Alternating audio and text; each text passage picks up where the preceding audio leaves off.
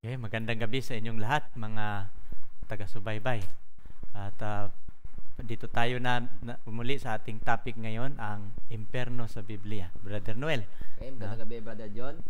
At alam ko na inaasamasan naman, Brother John, ng ating mga taga-subaybay itong bagong episode ng ating talakayan kung saan walang iba itong ang katotohanan tungkol sa salitang impyerno sa Biblia. Pero bago yan, Brother John, ay may kong babatiin, Brother John, itong aking mga kaibigan, mga kaklase, si Captain Nelson Sobriviga at saka si Captain Larry Habagar.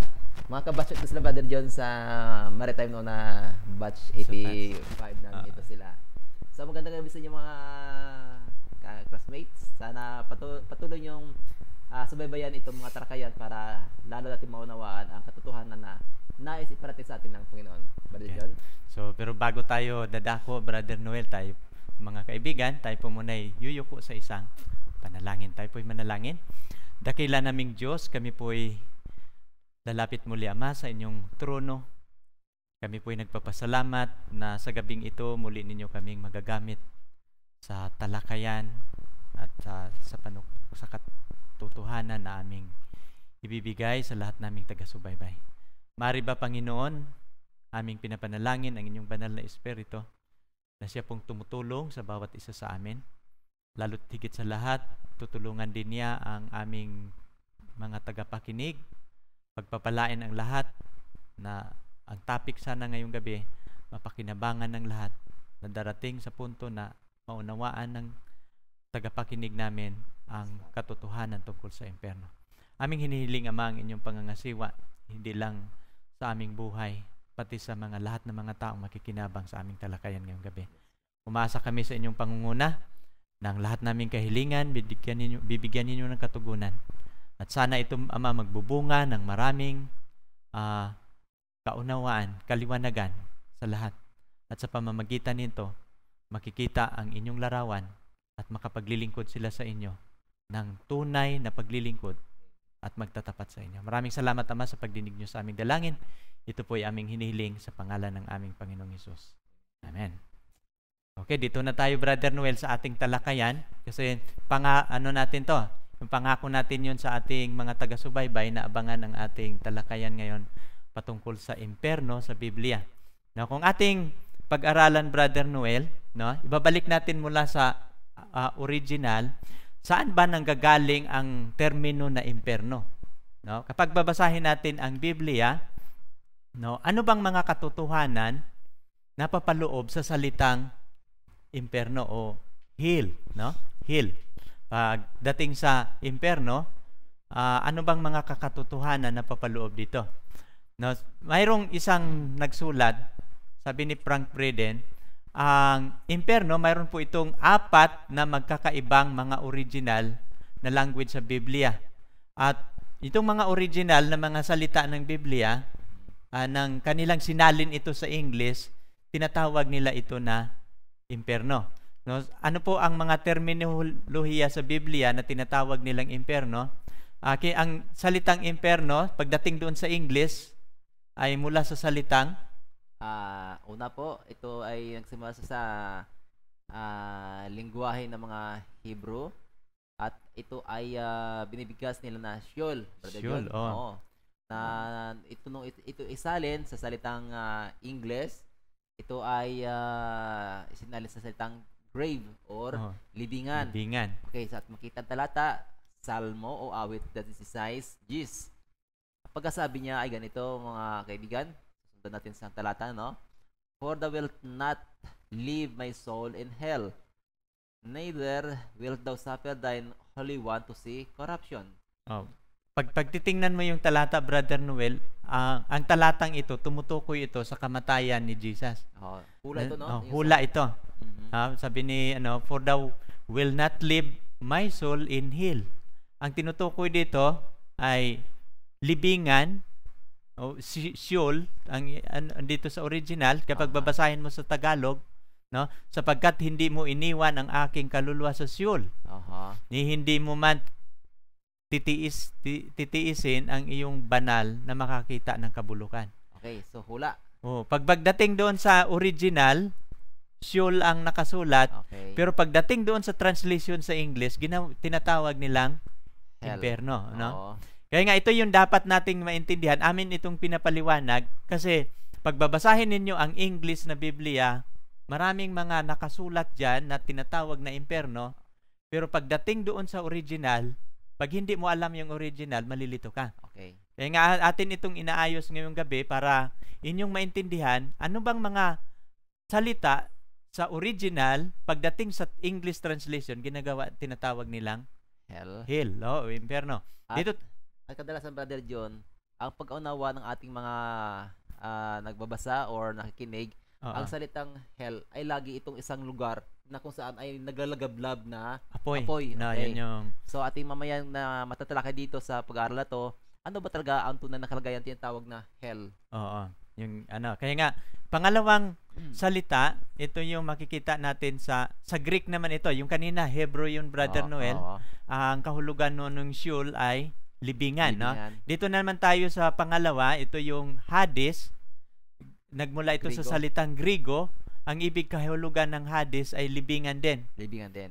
Kaya nga, babasahin natin yung talata, mababasa natin yan sa Aklat ng Mga Gawa, 2:27, because thou wilt not leave my soul in hell, neither wilt thou suffer thine Holy One to corruption. So, yung talatang kinuha natin kanina sa awit, Hebrew yun, Sheol. Pagdating dito sa New Testament, kasi sa New Testament Bible ay ang original, Grigo. So, pagdating sa translation, sa English, imperno siya, pero pagdating doon sa Tagalog na translation, binalik na yung original.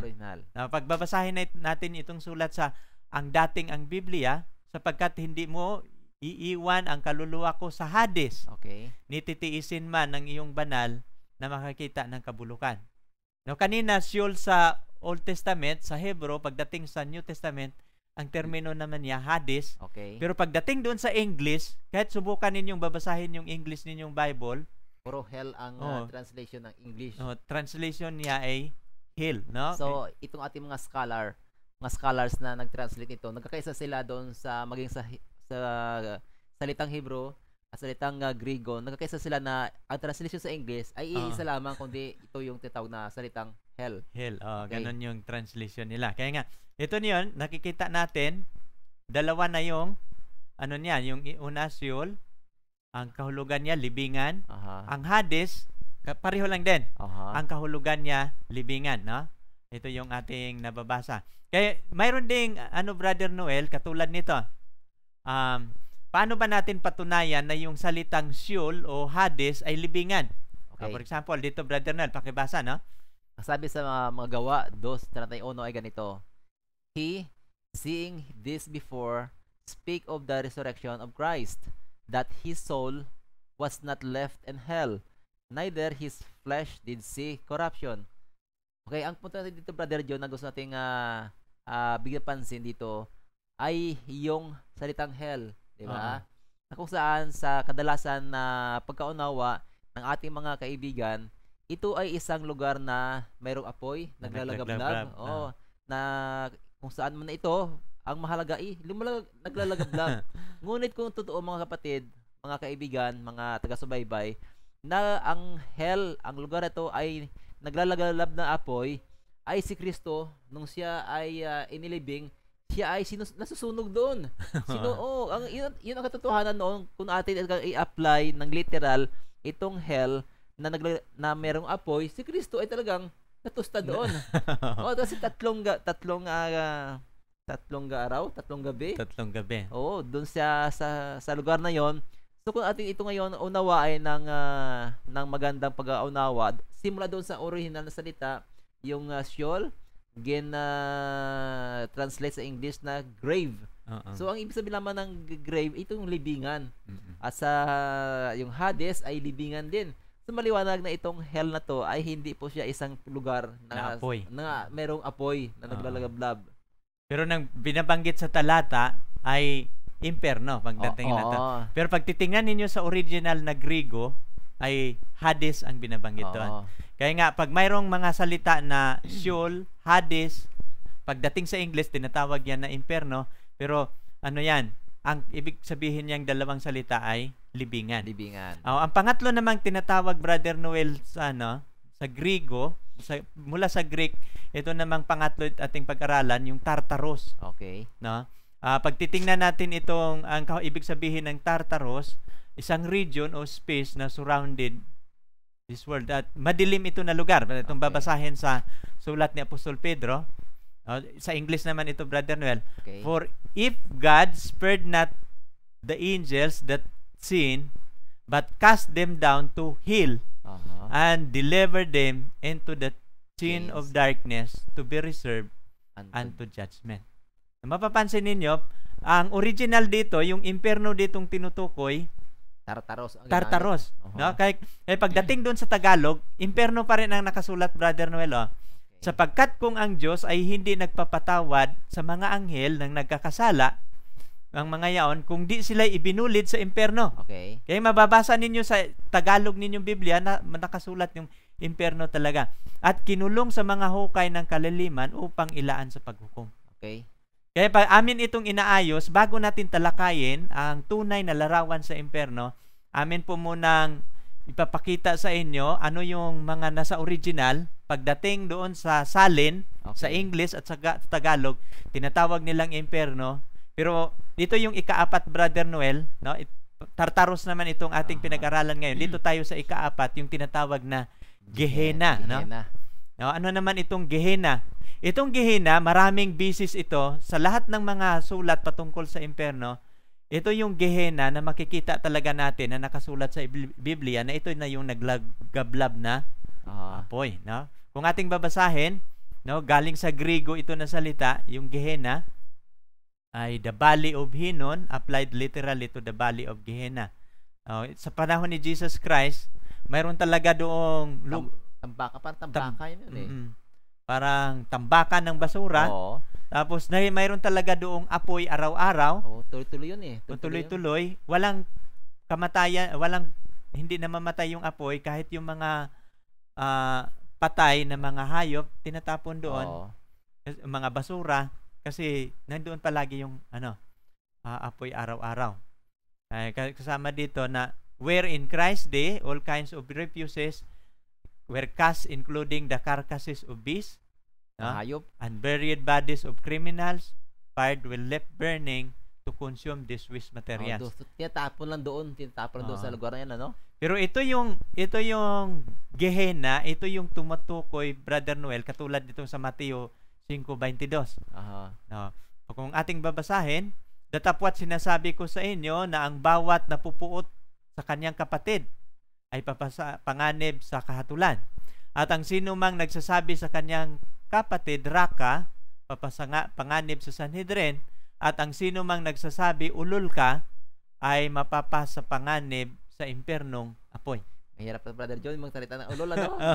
Kaya, ano yon? Ang nagbanggit dito si Jesus Christ.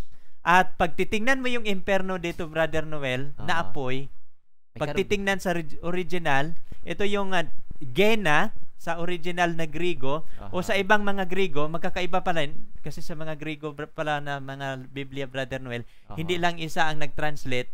Sa ibang mga Griego, Gehenna, at sa mga moderno, Gehenna na lang.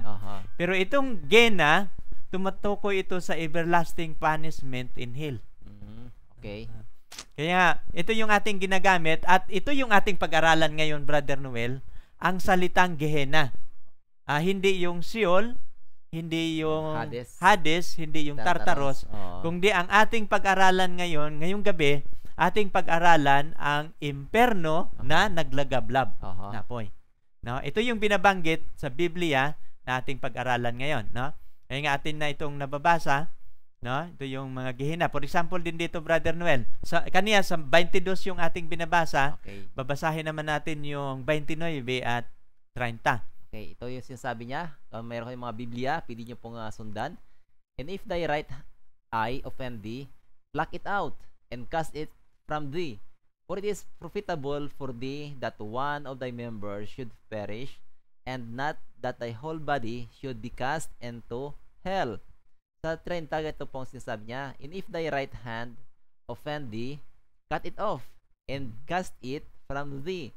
For it is profitable for thee that one of thy members should perish, and not that thy whole body should be cast into hell. Okay? Pag titingnan natin yun sa original, dalawang magkasunod na mga bersikulo, binabanggit yan ang impyerno. Pag titingnan natin sa original, pareho lang yan sila ng mga gehena. Kaya nga sabi ni Jesus, kung ang dahilan ng iyong pagkakasala mo yung mata, tanggalin mo na lang. Tanggalin mo lang yan. O yung kamay, putulin mo.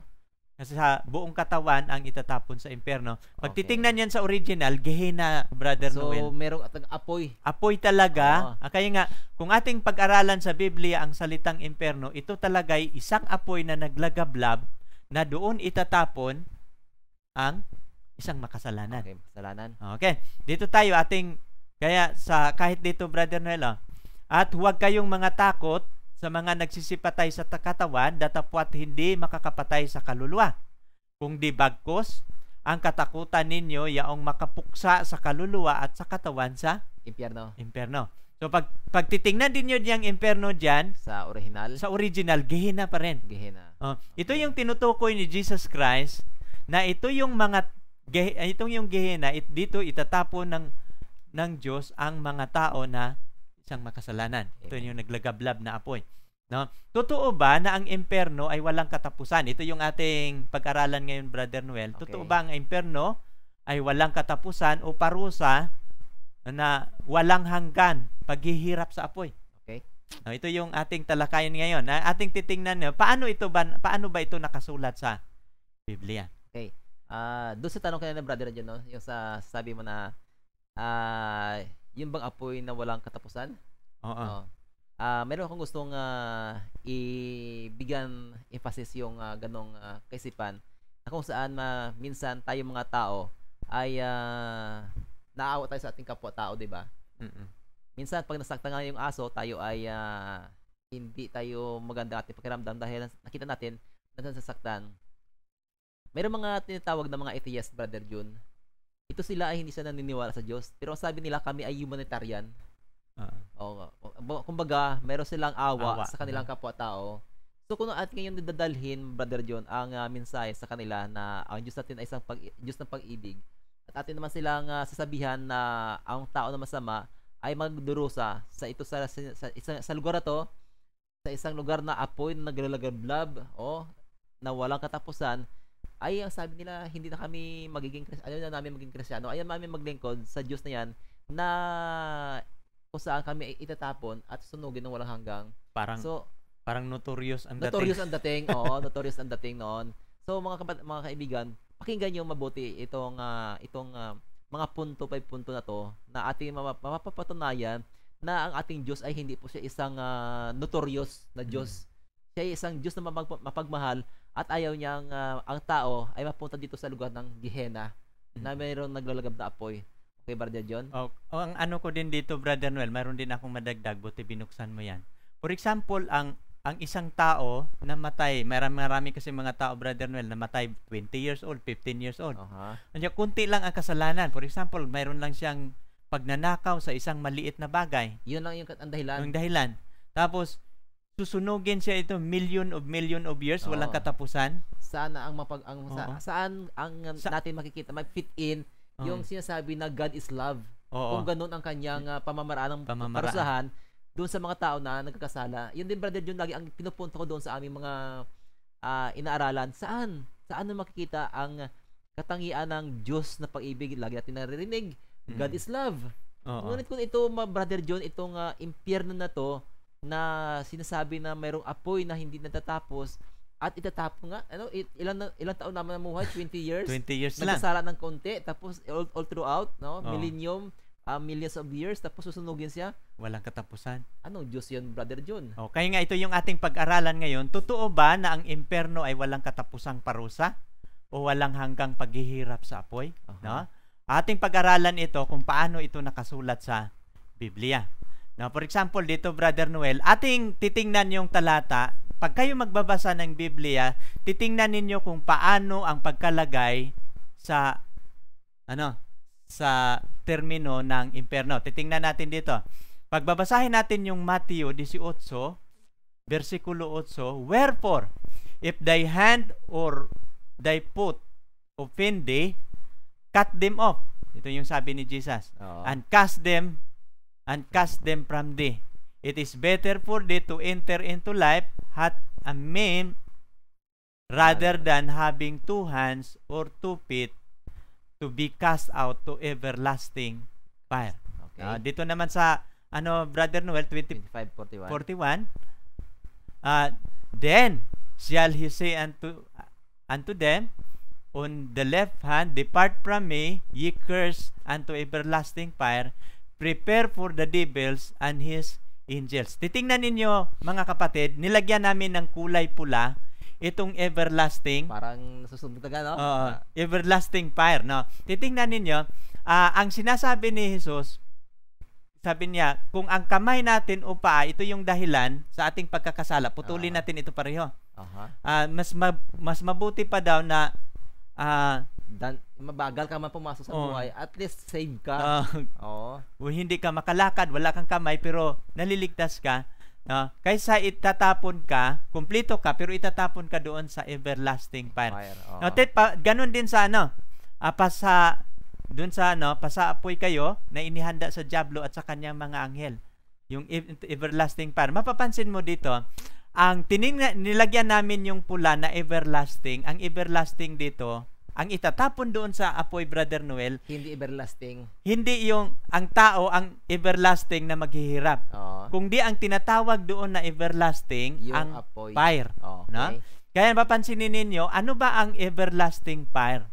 Saan ba dito ang everlasting? Iko-correct natin yung itatapon o yung apoy? Apoy ang everlasting, Brother John. Apoy ang everlasting. Kaya nga ito yung natin, maraming nagbabasa, iko-correct natin sa mga nag-aaral sa Biblia, nang nababasa nila itong everlasting fire, nag-conclude kayo kaagad sila, Brother Noel. Sabi nila, ang impyerno pala, wala itong katapusan. Wala talaga. Kasi everlasting Everlasting. Kaya pag sabing everlasting, wala itong katapusan. Kaya nga, pag itatapon doon, hindi tayo mamamatay. Pero hindi sinasabi sa Biblia na ang itatapon doon, hindi mamamatay. Okay. Ang everlasting dito, hindi ang tao, kundi ang apoy. Apoy. No, ito yung in-reconcile na ganito ang pag-aaral natin, no? Hindi tayo ang paliwanag ang ating dito, Brother Noel, hindi yung ating paliwanag ang ating kung ano ang nakasulat sa Biblia, no? Kasunod, no? Titingnan natin, for example, sa Judas naman, Brother Noel, titingnan natin yung sulat ni Jude sa 1:7, even as Sodom and Gomorrah, and the city about them is in like manner giving themselves over to fornication and going after strengthless, are set forth for an example suffering of vengeance of eternal fire, no? Papapansin niyo yung Sodom at Gomorrah, sinunog sila. Yun example yun sa paghihirap ng paghihiganti ng Panginoon sa kanyang eternal fire. No, ang binabanggit dito, Brother Noel, ang eternal dito, fire.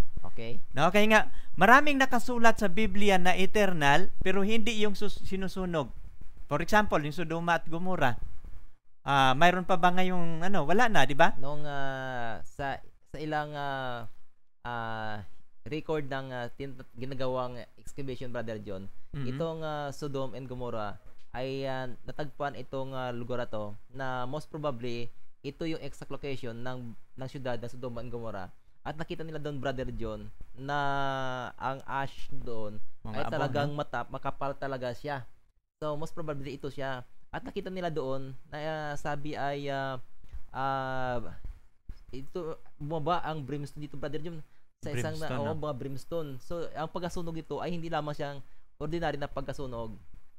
Mayroon ikalaw, Brother John, na punto dito is itong salita na everlasting fire, eternal fire, day and night, forever and forever. Ito po yung mga salita na ginagamit sa Biblia na tinatawag natin ng mga synonyms. Ang kahulugan nito ay magkakapareho. Although na hindi sila magkapareho ng pagsalita, pero ang kanilang kahulugan ay iisa. So kung ating titignan itong Sodoma and Gomorrah, sabi natin kanina, itong apoy, nung matagpo ng syudad na to, naging ash na siya. ay ang apoy wala na, Brother John. Although, ano sabi, it was consumed by eternal fire. Oo. Ibig sabihin lamang ito, in a proper, dun, kung titignan mo sa proper perspective niya, once na ang bagay na kinoconsume ng eternal fire ay naubos na, automatic agad ito na ang fire to ay mawawala na rin siya. Hindi ito si Brother John yung klaseng apoy na pag nasunog ang isang bagay, pwede siyang patayin ng bumbero. O kahit pagtulong-tulungan pa siya ng mga bumbero, Brother John, hindi talaga siya mapapatay. Talagang eternal fire siya. Yun nga lang, pagdating sa panahon na naubos na kanyang kinoconsume, sinusunog, siya ay talagang mamawala din. Mawawala. Oo. Ating pag-aralan, Brother Noel, kasi itong term, ito kasing eternal fire, katulad siya ng Panginoon, eternal God, no? Mapapansin mo, atin bang mababasa sa Biblia, kasi ang Panginoon kasi marami siyang pangalan, Brother Noel. No? Tinatawag itong apoy na ito na eternal fire, kasi ang paniniwala ko dito, Brother Noel, it is referring to God eh. Okay. For example, kapag tatapusin ng Panginoon ang ating kasalanan, ay siya mismo ang tatapos sa kasalanan. Okay. At kung tatapusin niya ang kasalanan, siya mismo ang tutupok sa kasalanan. Okay. For example, saan ba natin ito mapapatunayan na iyong apoy ay isa ito sa pangalan ng Panginoon? Pag sabing eternal fire, for example dito, Brother Noel, pag ating babasahin itong Deuteronomy 4:25, ito yung sulat ni Moses, no? For the Lord thy God is a consuming fire, no? Even a jealous God. For example, no, pag ano bang pagkaunawa mo na ang Panginoon natin, na ating Diyos, siya ang apoy na nag-consume, tumutupok. Oo, tumutupok. No, for example, itong imperno pala na, no, ito yung apoy na tumutupok, ito yung tinatawag na walang katapusang apoy kasi nagre-representa pala ito sa Diyos mismo. Okay. No? For example, kapag tatapusin na niya ang kasalanan, susunugin niya yan.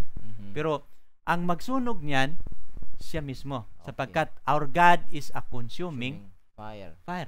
Now, katulad dito sa 9:3, understand therefore this day that the Lord thy God is He which goeth over before thee as a consuming fire, He shall destroy them. Malinaw yan, Brother Noel, no? And He shall bring them down before thy face, so shall thou drive them out and destroy them quickly, as the Lord hath said unto thee. Okay? So, napakaliwanag, Brother, dyan, na itong Panginoon ay siya talaga, kumbaga isa sa makatangi niya ito na being holy God. Very offensive sa kanyang kasalanan. So, ito ay siya ang magiging katayan yung consuming fire siya eh. Consuming fire, no? Kaya nga tinatawag yung fire na yun na eternal. Okay. Kasi yung fire na yun, ano yun? Siya mismo yun, yung apoy na tumutupok. Okay. Okay, dito pa sa sa New Testament, pagbabasahin natin yung Hebrew, inuulit ito ni Pablo sa 12:29. For our God is a consuming fire. Kaya nga, pag mayroon tayong mababasa na eternal fire, ay everlasting fire, ay ito'y tumutukoy sa Diyos na tumutupok. No, nakukuha ninyo ang ibig sabihin namin? Pag everlasting fire, pero hindi binabanggit ng Biblia, wala tayong mababasa sa Biblia nang itapon doon sa eternal fire, ay wala din katapusan. Oo. Nakukuha ninyo ang ibig naming pinapaliwanag? Hindi ang susunugin sa imperno ang walang katapusan, kundi ang apoy ang siyang walang katapusan. Ang walang katapusan. At dito nagkakaiba ang aral sa mga yung nagtuturo na ang imperno walang katapusan sa aral ng mga Seventh-day Adventist. Dito tayo nagkakaiba, Brother Noel, kasi tinitingnan natin kung paano ang pagkasulat doon sa talata. Ang walang katapusan doon yung apoy. Okay. Pero hindi sinasabi na ang susunugin doon sa apoy na yon ay walang katapusan. Interpretasyon lang yan yung nagbasa sa Biblia. At paliwanag lang yan ng mga mangangaral, pero hindi yan ang paliwanag ng talata. Okay. Brother John, medyo bigyan ko ulit ng emphasis yung eternal fire, yung eternal fire is hindi po siya yung kanyang katangian as long as mayroon siyang kinokonsume o sinusunog, nandoon siya. Hindi siya mamamatay. Pero itong eternal fire to, everlasting fire, once na na-consume yung kanyang yung bagay na kanya sinusunog, siya din ay mawawala. For example, mayroong fire, mayroon siyang guma na sinusunog. pag maubos na yung guma, Mawawala din siya. mawawala na. Okay. Kasi ganun yung function niya. Pero itong, for example, how does the Bible uses eternal or everlasting in the Bible context? Okay. Ating i-reconcile ito by Brother Noel, paano ba ginagamit itong dalawang termino, itong eternal Okay. at saka everlasting sa Biblia? No, titingnan natin. No, binabanggit kanina doon sa Judas na ito yung paghihiganti ng Panginoon, the vengeance, yung Sodoma at Gomorrah, di ba? Yung Okay. syudad na, dalawang syudad, Aha. sinunog ito. At dahil sa kanilang strengthless na ano nila, Ito si Brother John yung kasi ang kanilang doon. Ang naging kasalanan kasi ng strange flesh ito yung silang nakikipag-apid sa mga kapwa nila lalaki. O kapwa lalaki. Kasi kung ating mababasa doon, kung dumating yung dalawang anghel doon, sabi ng mga tao doon nung gabi na yon, sabi niya, ilabas yun sa amin ang dalawa mong bisita at kami ay makikipagtalik. Yun ang sabi doon sa isang salin ng Biblia. Kaya yung strange flesh, ito ba, nagpa-practice na sila. Nung tinatawag na mga karumal-dumal na yung kasalanan. Kapwa lalaki sa kapwa lalaki, Brother John. At ito dito, ang DR suffering, example ito, so susunugin ng Panginoon in the future, mayroon ng sample. Okay. No? At ito yung suffering, the vengeance of eternal fire. Now, ating titingnan ngayon yung word na eternal. Now, for example, who has ever reported that the fire still burning, no? Okay. Ang Sodoma at Gomorrah sinunog na ito, Brother Noel, pero mayroon bang nakapag-report na yon nga hanggang ngayon? Ay lumalaga pa rin. Oo, Wala. di ba? Mayroon bang balita, nabalitaan ba natin na mayroon pang apoy nakakakita ng Sodoma at Gomorrah nandoon pa rin? Actually, nakita na, Brother John, yung city na yan Oo. na naging ash na siya. Mayroon akong napanood dyan, Brother Noel, yung discovery ni Ron Wyatt. Aha. Alam niyo? Aha. Na-discover nila, pag ano ninyo sa internet, yung discovery ni Ron Wyatt, makikita ninyo kung saang lugar, pero pinapakita pa niya doon yung mga aboy, yung mga sulfur, mga brimstone, na sinisindihan nila, Brother Noel, umaapoy. Umaapoy. Pero pag makita ninyo yung location sa Sodoma at Gomorrah, abo na lang. Wala na yung eternal fire na binabanggit. Wala na dito ang eternal fire. At napapansin mo, sa sulat ni Pedro, kasi example ito sa ng nakaranas ng eternal fire. Pero pag titingnan mo sa sulat ni Pedro, 2:6, and turning the city of Sodom and Gomorrah into ashes, no? Mapapansin niyo, condemn them with an overthrow, making them an ensample unto those that after should live ungodly the eternal fire. No, mapapansin niyo sa sulat ni Pedro, yung Sodoma at Gomorrah, nang sinunog ito ng eternal fire, nagiging abo. Okay. So malinaw yan, ang Sodoma at Gomorrah, anong natitira ngayon? Abo. Pero sinong nagsunog doon? Ang eternal fire. Kasi yung eternal fire dito, ito yung God Himself na will destroy sin and sinners. Okay. Kaya nga yung fire doon, yung ano dito, yung apoy ang eternal, kaya nga aming pinaulit-ulit itong na ang fire ang eternal ang nagsunog sa Sodoma at Gomorrah, at hindi yung object ng sinunog, hindi yung tao ang eternal. Okay. Nakukuha ninyong ibig sabihin na kapag mayroong impernong nakasulat, hindi po paliwanag ng Biblia na ang pagsusunugin tayo sa imperno, walang katapusan kang maglangoy-langoy doon. Kasi nais namin ito na ipaliwanag in advance dahil doon po sa atin susunod na pag-aaral, yung sa Apokalipsis 20, ito po yung gagamitin ulit. Ito ang gagamitin ng mga termino, yung eternal fire, everlasting fire, forever and ever. Ito ang mga terms na ating ma-encounter doon sa Apocalypse 20, na kung saan ay sa sunod na segment, iyon po ating tatalakayin. Okay, dito tayo. Ano bang ibig sabihin nitong word na eternal at saka everlasting, no? Titingnan natin sa original. The New Testament writers commonly borrowed language from Old Testament. Kasi ang Old Testament, sinulat yon sa salitang Hebro. Okay. The word eternal or everlasting, isa lang pala ang pinagmulan na salita, Brother Noel, sa Hebro, ulam. Can also mean something completed.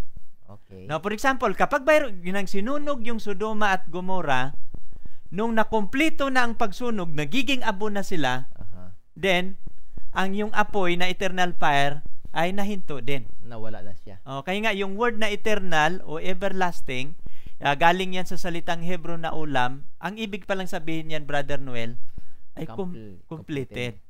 Pag makumpleto na ang pagsunog, sa susunugin ng fire na ito, mawawala din siya. Mawawala din siya. So, nais natin ito kasi ibigay na in comparison sa punto na to. Kasi sa paglipat natin sa isang talata sa kapitulo 20 ng Apokalipsis, atin ito siya ulit i-compare doon. Kasi kumbaga para natin siya ini-establish natin ito nga sa ngayon para sa chapter 20 ng Apocalypse, Brother John, hindi na tayo mahirapan doon sa mga termino ng eternal fire, everlasting, o forever and ever, day and night, na walang katapusan. So dito pa lang, Brother John, ay na-reconcile natin at atin nakita na yung eternal fire to, everlasting fire, ay meron pala siyang katapusan, Brother John.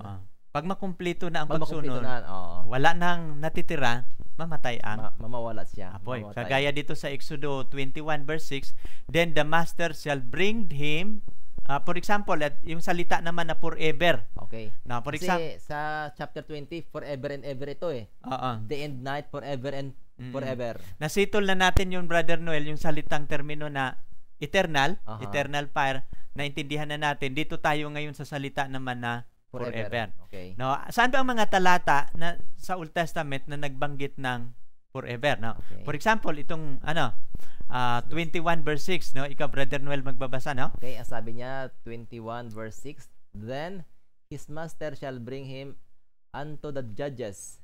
He shall also bring him to the door or unto the doorpost, and his master shall bore him through with an awl, and he shall serve him forever. Itong talata ito, Brother Noel, ito ng ang mga alipin kasi noon, binibili nila. Pag mayroon silang mabili na bagong alipin, dadalhin yun nila sa judge. Okay. Pagkatapos doon, dadalhin niya doon sa door, sa pinto. At doon sa pintuan, yung pagkatapos niyang madala siya sa judge, dadalhin naman ang master niya doon sa pinto, papasok sila doon, bubutasan nito yung tainga, Brother Noel. Okay. Katunayan, lalagyan siya ng arites. Kaya nga, ano pala yung background pala yung mga arites, nagpakilala pala yan na alipin sila. Mayroon silang master. Kanya, yung dito, yung arites na ilalagay nila, may pangalan sa master nila. Kung sino yung kanilang master. At pagkatapos dito, shall bore, and he shall serve his master forever. Okay. Now, for example, ano ba itong forever? Yet eventually the servant died, the service ended. Okay. Pero ang term na ginamit ay maglilingkod siya forever, walang katapusan. Ngunit natapos yun. No? Nung siya ay mamatay, natapos yung tinatawag na forever. Forever. Ibig sabihin, mayroon itong time period, itong forever na to. Kasi ang ating ginagamit kasi na ang ating pinag-aralang Biblia, ang original kasi nito, Brother Noel, Hebrew. Okay. Ang salita kasi nilang forever at forever natin, magkakaiba ang pag-uunawa. For example, tayong mga Pilipino, pag sabing forever, ay walang katapusan yan. Okay. Pero ang Hebrew pala na salita, pag magbanggit sila ng forever, ulam na salita, pag mamatay yung isang servant, period na. Complete na yung kanyang... Complete na ang kanyang paglilingkod. Okay. Ano na yon? Consider as forever na yon sa salitang Hebrew. Katulad naman dito, for instance, ito si Hannah. No? Hannah took her son to the temple and was remained there forever na binabanggit dito. Okay. And he too eventually died, natatapos din. But Hannah went not up. And she said unto her husband, I will not go up until my child be weaned. And then I will bring him, and that he may appear before the Lord, and there abide forever. Binabanggit na naman ni Hannah yung maglilingkod si Samuel doon and forever. Pero nang namatay si Samuel, wala na. Eventually kasi si Samuel namatay din ito nang tumanda siya. Pero ang pagkabanggit ay forever. Kung atin ito ngayong kukunin in a literal sense, dapat hanggang ngayon si Samuel ay naglilingkod pa rin. Ngunit si Samuel ay dumating sa punto na buhay na siya ay sa pagkatandaan niya, siya ay din namatay. Natapos yung salitang forever. Ibig sabihin talaga, Brother John, na-establish sa mga talatang ito na itong forever ay mayroon lamang siyang limited period of time. Yung kanilang lifespan, yung kanilang buhay na yun ang tinatawag na kabuuan ng forever. Na natatapos ito once ang tao ay namatay, Brother John. Namatay. Ang ating kaya nga itong forever, mababasa natin ito sa Biblia. Doon sa, lalo diba? sa Apocalypse. Sa mga karanasan, no? So, sabi niya dito sa, sa Jonah. Si Jonah, yung kinain ito ng isda. Pero nung Nilunok siya ito ng isda for 3 days, no? Pero sabi, nung nanalangin siya doon sa tiyan ng isda, sabi niya, I went down to the bottom of the mountain. Sabi ni Jonah. The earth with her bars was about me forever. Okay. Yet thou hast brought up my life from corruption. O Lord my God. Ito yung panalangin ni Jonah doon sa tiyan ng isda. Pero binanggit ni Jonah yung forever. Pero forever ba na nakatira si Jonah doon sa tiyan ng isda? Yan, 3 araw. Sabi ni Jesus, nung tinanong si Jesus, Brother John, ng mga kausap niya, sabi, ano ba ang bibigay mo sa amin na tanda para kami ay maniwala sa iyo? Sabi ni Jesus, wala akong mabibigay sa iyong ibang tanda kundi ang tanda ni Jonah the prophet. Yung ibig sabihin na si Kristo ay mamamatay at siya ay 3 araw at 3 gabi doon sa kanyang libingan. Yun din ang nangyari kay Jonah.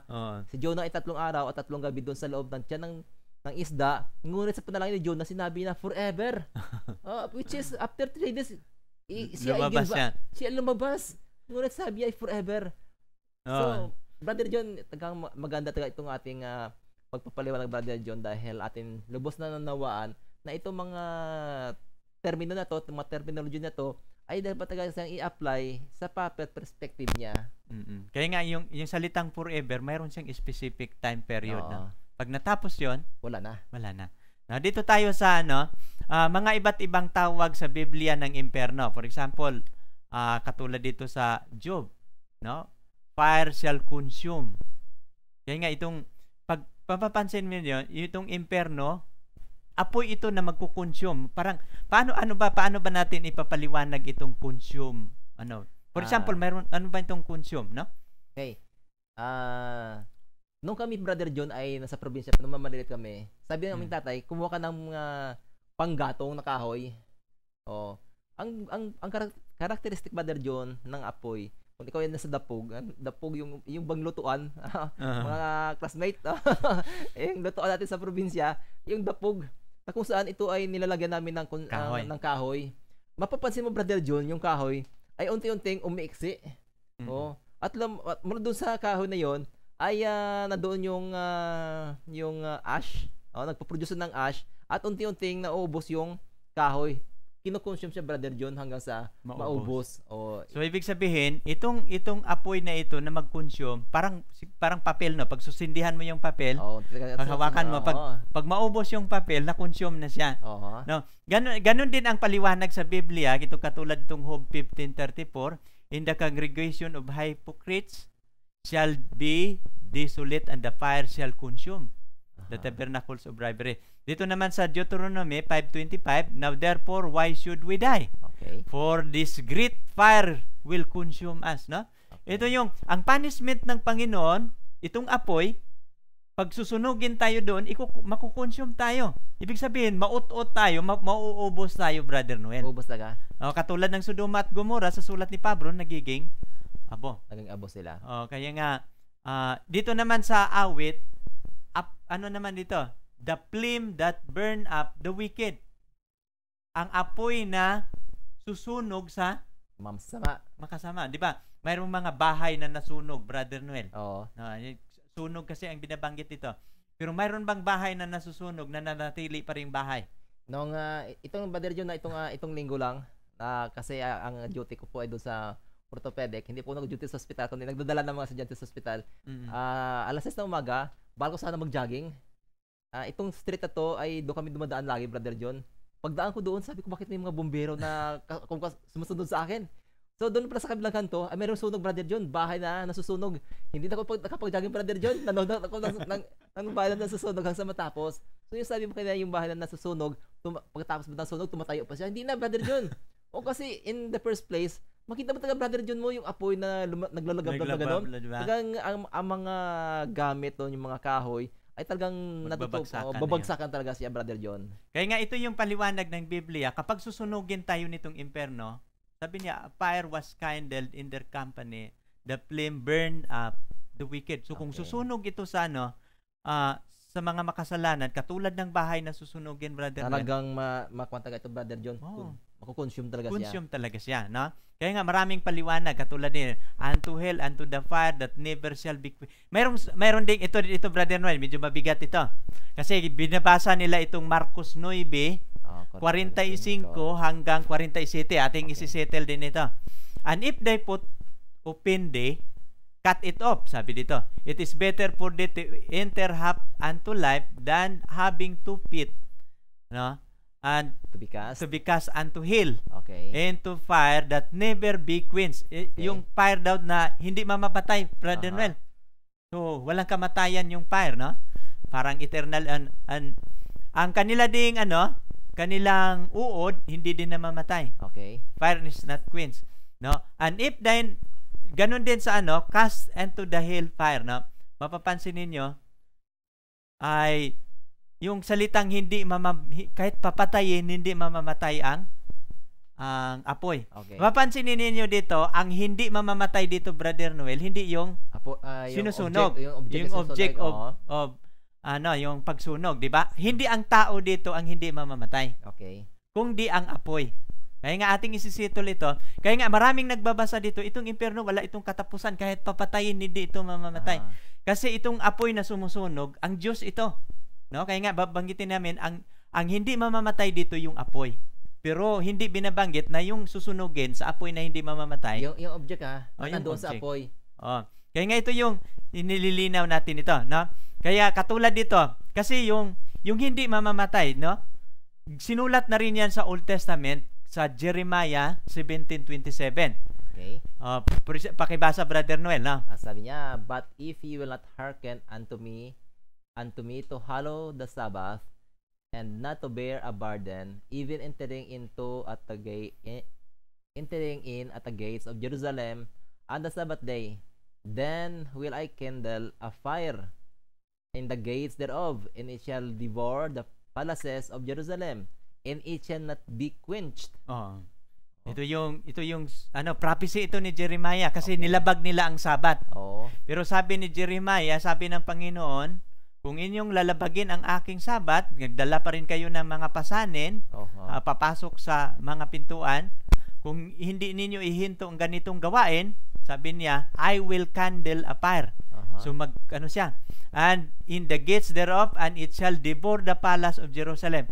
Nung nilabag nila yung Sabat, Brother Noel, nagninegosyo pa rin sila sa araw ng Sabat, ay tinupad ito yung Panginoon ng propesya ni Jeremiah, ang mga Babylonian nilusob talaga sa Jerusalem. Tapos yung Jerusalem sinunog. Sinunog niya yan. No, kasi ang sabi ng Panginoon, pag patuloy nilang labagin yung Sabat, magsindi siya ng apoy. At yung apoy dito na binabanggit, shall not be quenched. No, pero ang apoy nang sinunog ito ng Babylonia, ni Nabucodonosor yung Jerusalem, nung natupok na yung Jerusalem, nawala yung apoy. Kaya nga, yung sabing hindi mamamatay pag walang susunugin. O pag naubos na yung object ng sinusunog ng apoy, mawawala na yung apoy. Pero hanggat mayroon pa siyang susunugin, hindi siya mamamatay. No, the fire would not be quenched until their work was completed. So kung makukumpleto na yun ang kanilang pagsunog, mamamatay na ang apoy. Dito tayo sa dito na malapit na tayo, Brother Noel. And the devil shall deceive, no? Will cast into the lake of fire, brimstone, and the beast of false, and the false prophet are, and shall tormented day and night forever and ever. Yan. Sabi ko na Brother John, sa Revelation 20 ay meron pa isang terminology na forever and ever, na sabi nila, in-apply nila na walang itong katapusan. Mamaya ating niyan. At itong apoy, binabanggit yun, Brother Noel, second death ito. At pag atin palang papaliwanag din ito, Brother Noel, itong talatang ito, sapagkat ito yung pagsunog kay Satanas no? At ang demonyo na dumaya sa kanila, no? Cast into the lake of fire and brimstone. At nandoon din yung hayop at yung bulaang propeta, tinapon din doon. At sila'y pahihirapan araw at gabi, magpakailan-kailan man. Ito yung ginagamit ng ating maraming mga Kaibigan. kaibigan ng mga Protestante, Katoliko, na sabi nila dito ng itong itatapon doon sa apoy, mananatili ito, hindi ito, it shall be tormented day and night forever and ever. Papansinin ninyo yung ano ba yung binabasa natin sa Apokalipsis 20 versikulo 10. At pagbasa nila dito, Brother Noel, sa versikulo 10, i-interpret na nila forever, day and night, forever and ever. Walang katapusan. Walang katapusan. Okay. Pero nang ating natutunan yun kanina, yung salitang forever, May katapusan pala siya. mayroong katapusan. Pag matapos na yung pagsunog niya, matatapos na. Doon sa unang bahagi, nung matapos na yung namatay na yung tao, yung forever na apply sa kanya ay natapos din. Natapos na. For example, at saka yung binabasa nila, Brother Noel, versikulo 10, hindi mo yun pwedeng ipapako sa 10 lang. Pag babasahin mo yung 14, malinaw dito, Brother Noel. At ang kamatayan at ang Hades, and the death and hell, ang Hades were cast unto the lake of fire. This is the second death. Now, ibig sabihin, ito, Brother Noel, atin din itong ipapaliwanag itong ang salitang kamatayan at libingan, yung Hades. Bakit ito tinatapon sa apoy? No, Okay. di ba itong termino na kamatayan, hindi 'yun ang taong namamatay Okay. Yung libingan, hindi 'yun ang taong namamatay. Aha. Pero bakit ito tinapon doon sa impyerno? Okay. Oh? Meron kang Brother John na gustong Ito, ang pagkaunawa ko dito, Brother Noel, bakit itong libingan, bakit itong kamatayan itinapon? Sapagkat ito, Brother Noel, itong pagsunog sa impyerno, yung salitang libingan, kasi abstract noun kasi ito yung death and ang hell, yung Hades, pangalan lang yan. No? Abstract noun ang tawag niyan.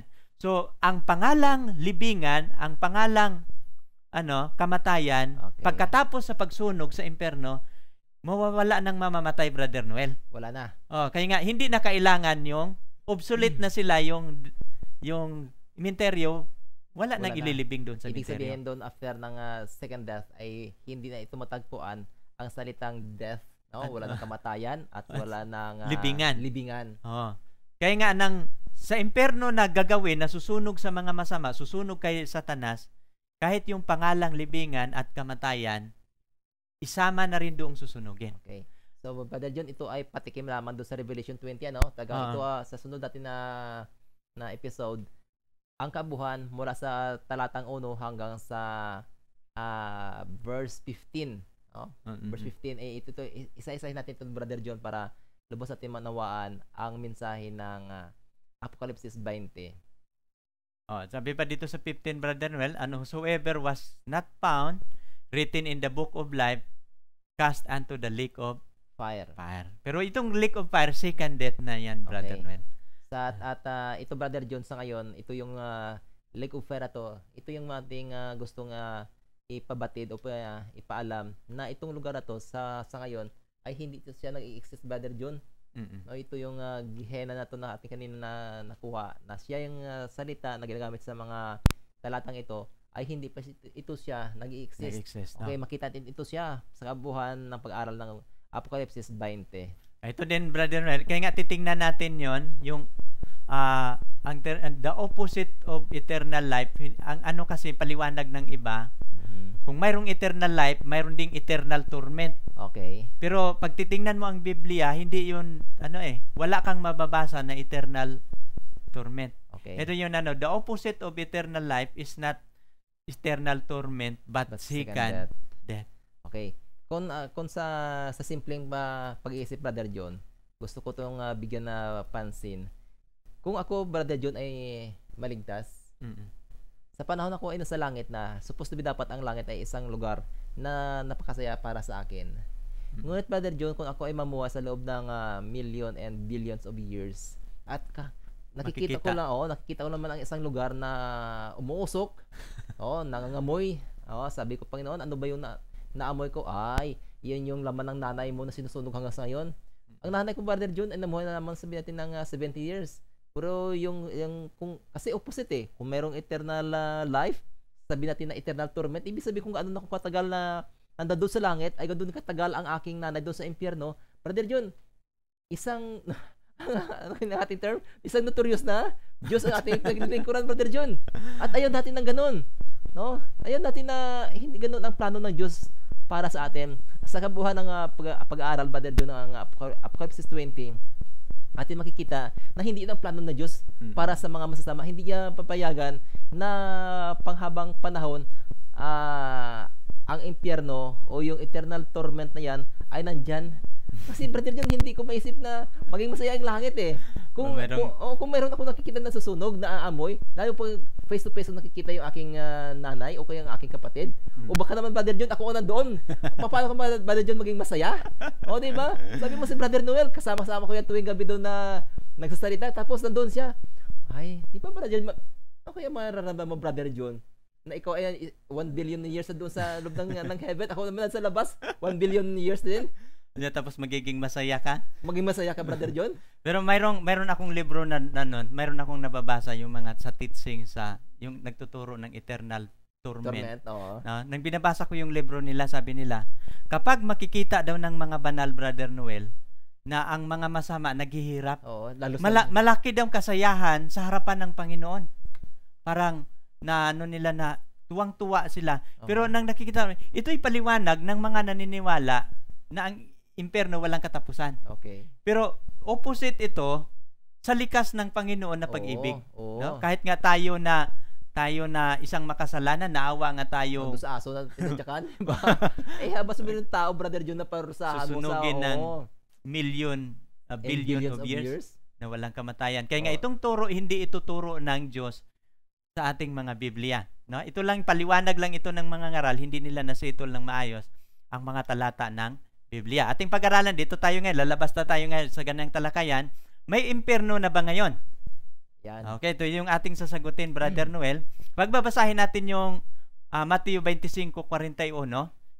Ikaw kaya magbabasa, Brother Noel? Sabi niya sa 41 ay ganito, kung magkagayo sasabihin naman niya sa mga nasa kaliwa, magsilayo kayo sa akin, kayo mga sinumpa, at pasaapoy na walang hanggang na inihanda sa diablo at sa kanyang mga anghel.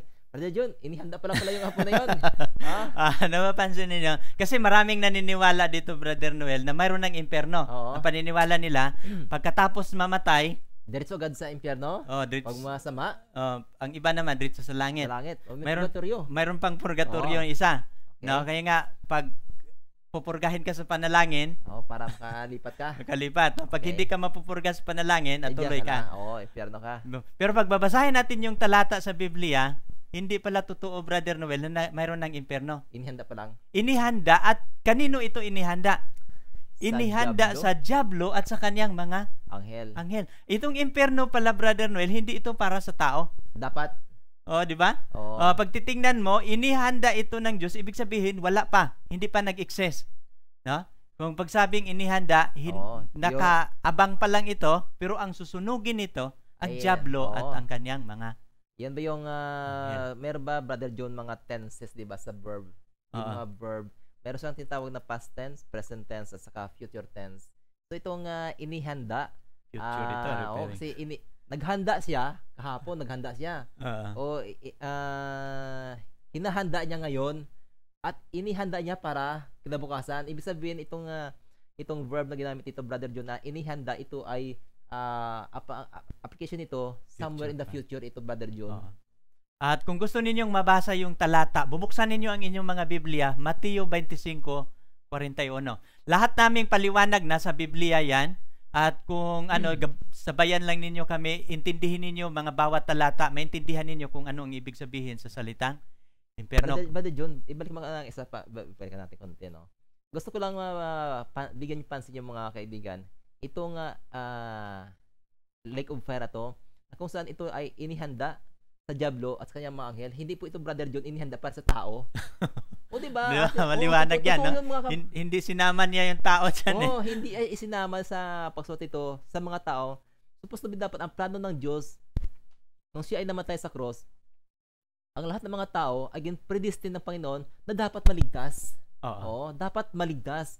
Ngunit nakakalungkot sa pagdating natin sa pag-aaral sa Apokalipsis, na doon sa mga tao na kanyang siya ay namatay para sa mga tao na to, ang dami ng mga tao na hindi naligtas ay kasing dami ng buhangin sa dagat. Totoo yun.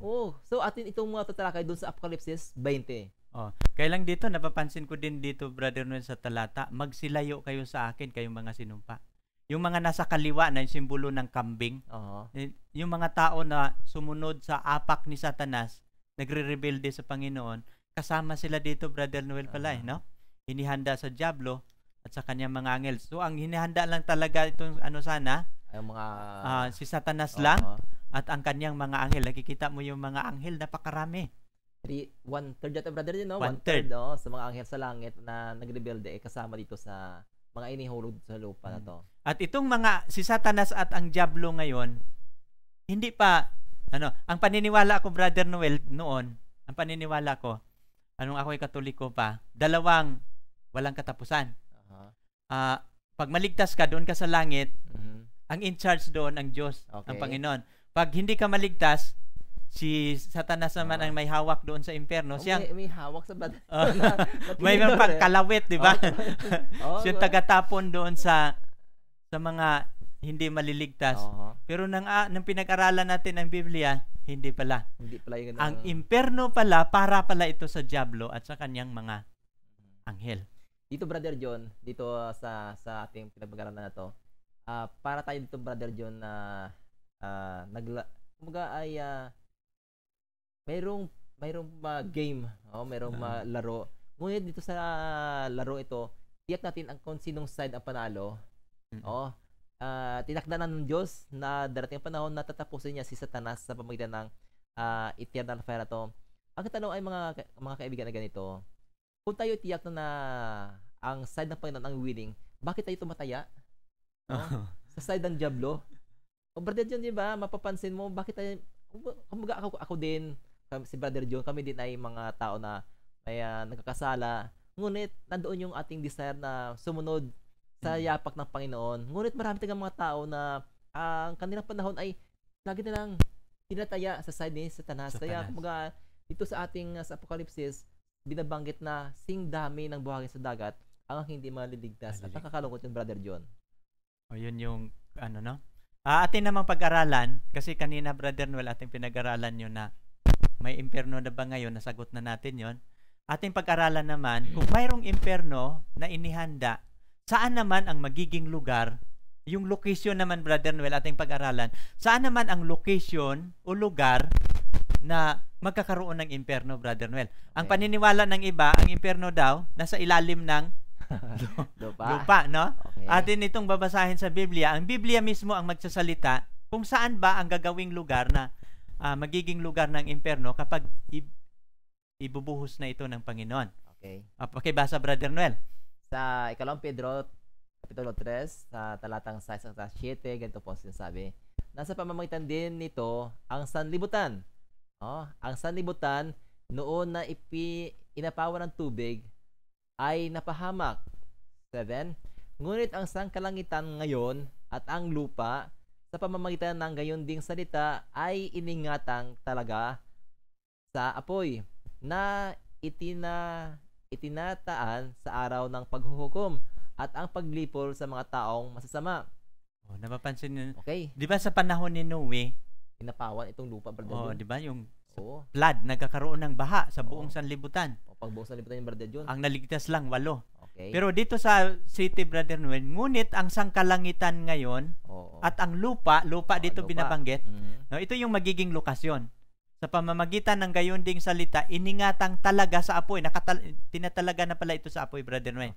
Itinataan sa araw ng paghuhukom sa paglipol sa mga taong masama. So maliwanag pala, Brother John, talaga na sa Biblia ay meron tagang binabanggit tungkol sa apoy. Later on ay atin ito tagang i-expand, Brother John, sa malalim naman pag-aaral, kasi marami din tayong mga kaibigan sa ibang mga sekta ng pananampalataya na hindi talaga sila naniniwala tungkol sa apoy. Ayaw nila maniwala na dating ang panahon na susunugin ng Diyos ang mga masasama. Para sa kanila, ang masasama ay bigla na lang mawawala, Brother John. Sa mga Jehovah's Witnesses na... Brother John, bakit mo na binanggit? Hindi ko binabanggit. Sa mga paniniwala, no? Tapos sabi, Brother John, kumbaga yung apoy na to ay display lamang sa Biblia ito. Binabanggit. Kumbaga mga napakaraming panahon na binabanggit si Kristo, di ba? Binabanggit ni Kristo ang tungkol sa apoy. Ngunit para sa kanila, hindi sila naniniwala na mayroon talagang apoy. Oo, ngunit ito ay isang literal, di ba, John? Isang literal ito na pangyayari na susunugin talaga ito siya. At kung may impyerno na ngayon, hindi pwede, Brother Noel, kasi ang gagawin pala niyang location sa impyerno, lupa pala eh. Oo, itong lupa. Oo, kaya nga hindi pwede na mayroong impyerno ngayon. Okay. Kasi ang location, kasi ang mga paniniwala kasi ng iba, mayroon talagang lugar specific malapit sa langit na mayroong lugar impyerno. Kung mayroong langit, mayroong impyerno. Okay. Sa ibang planeta ang nila, Brother Noel.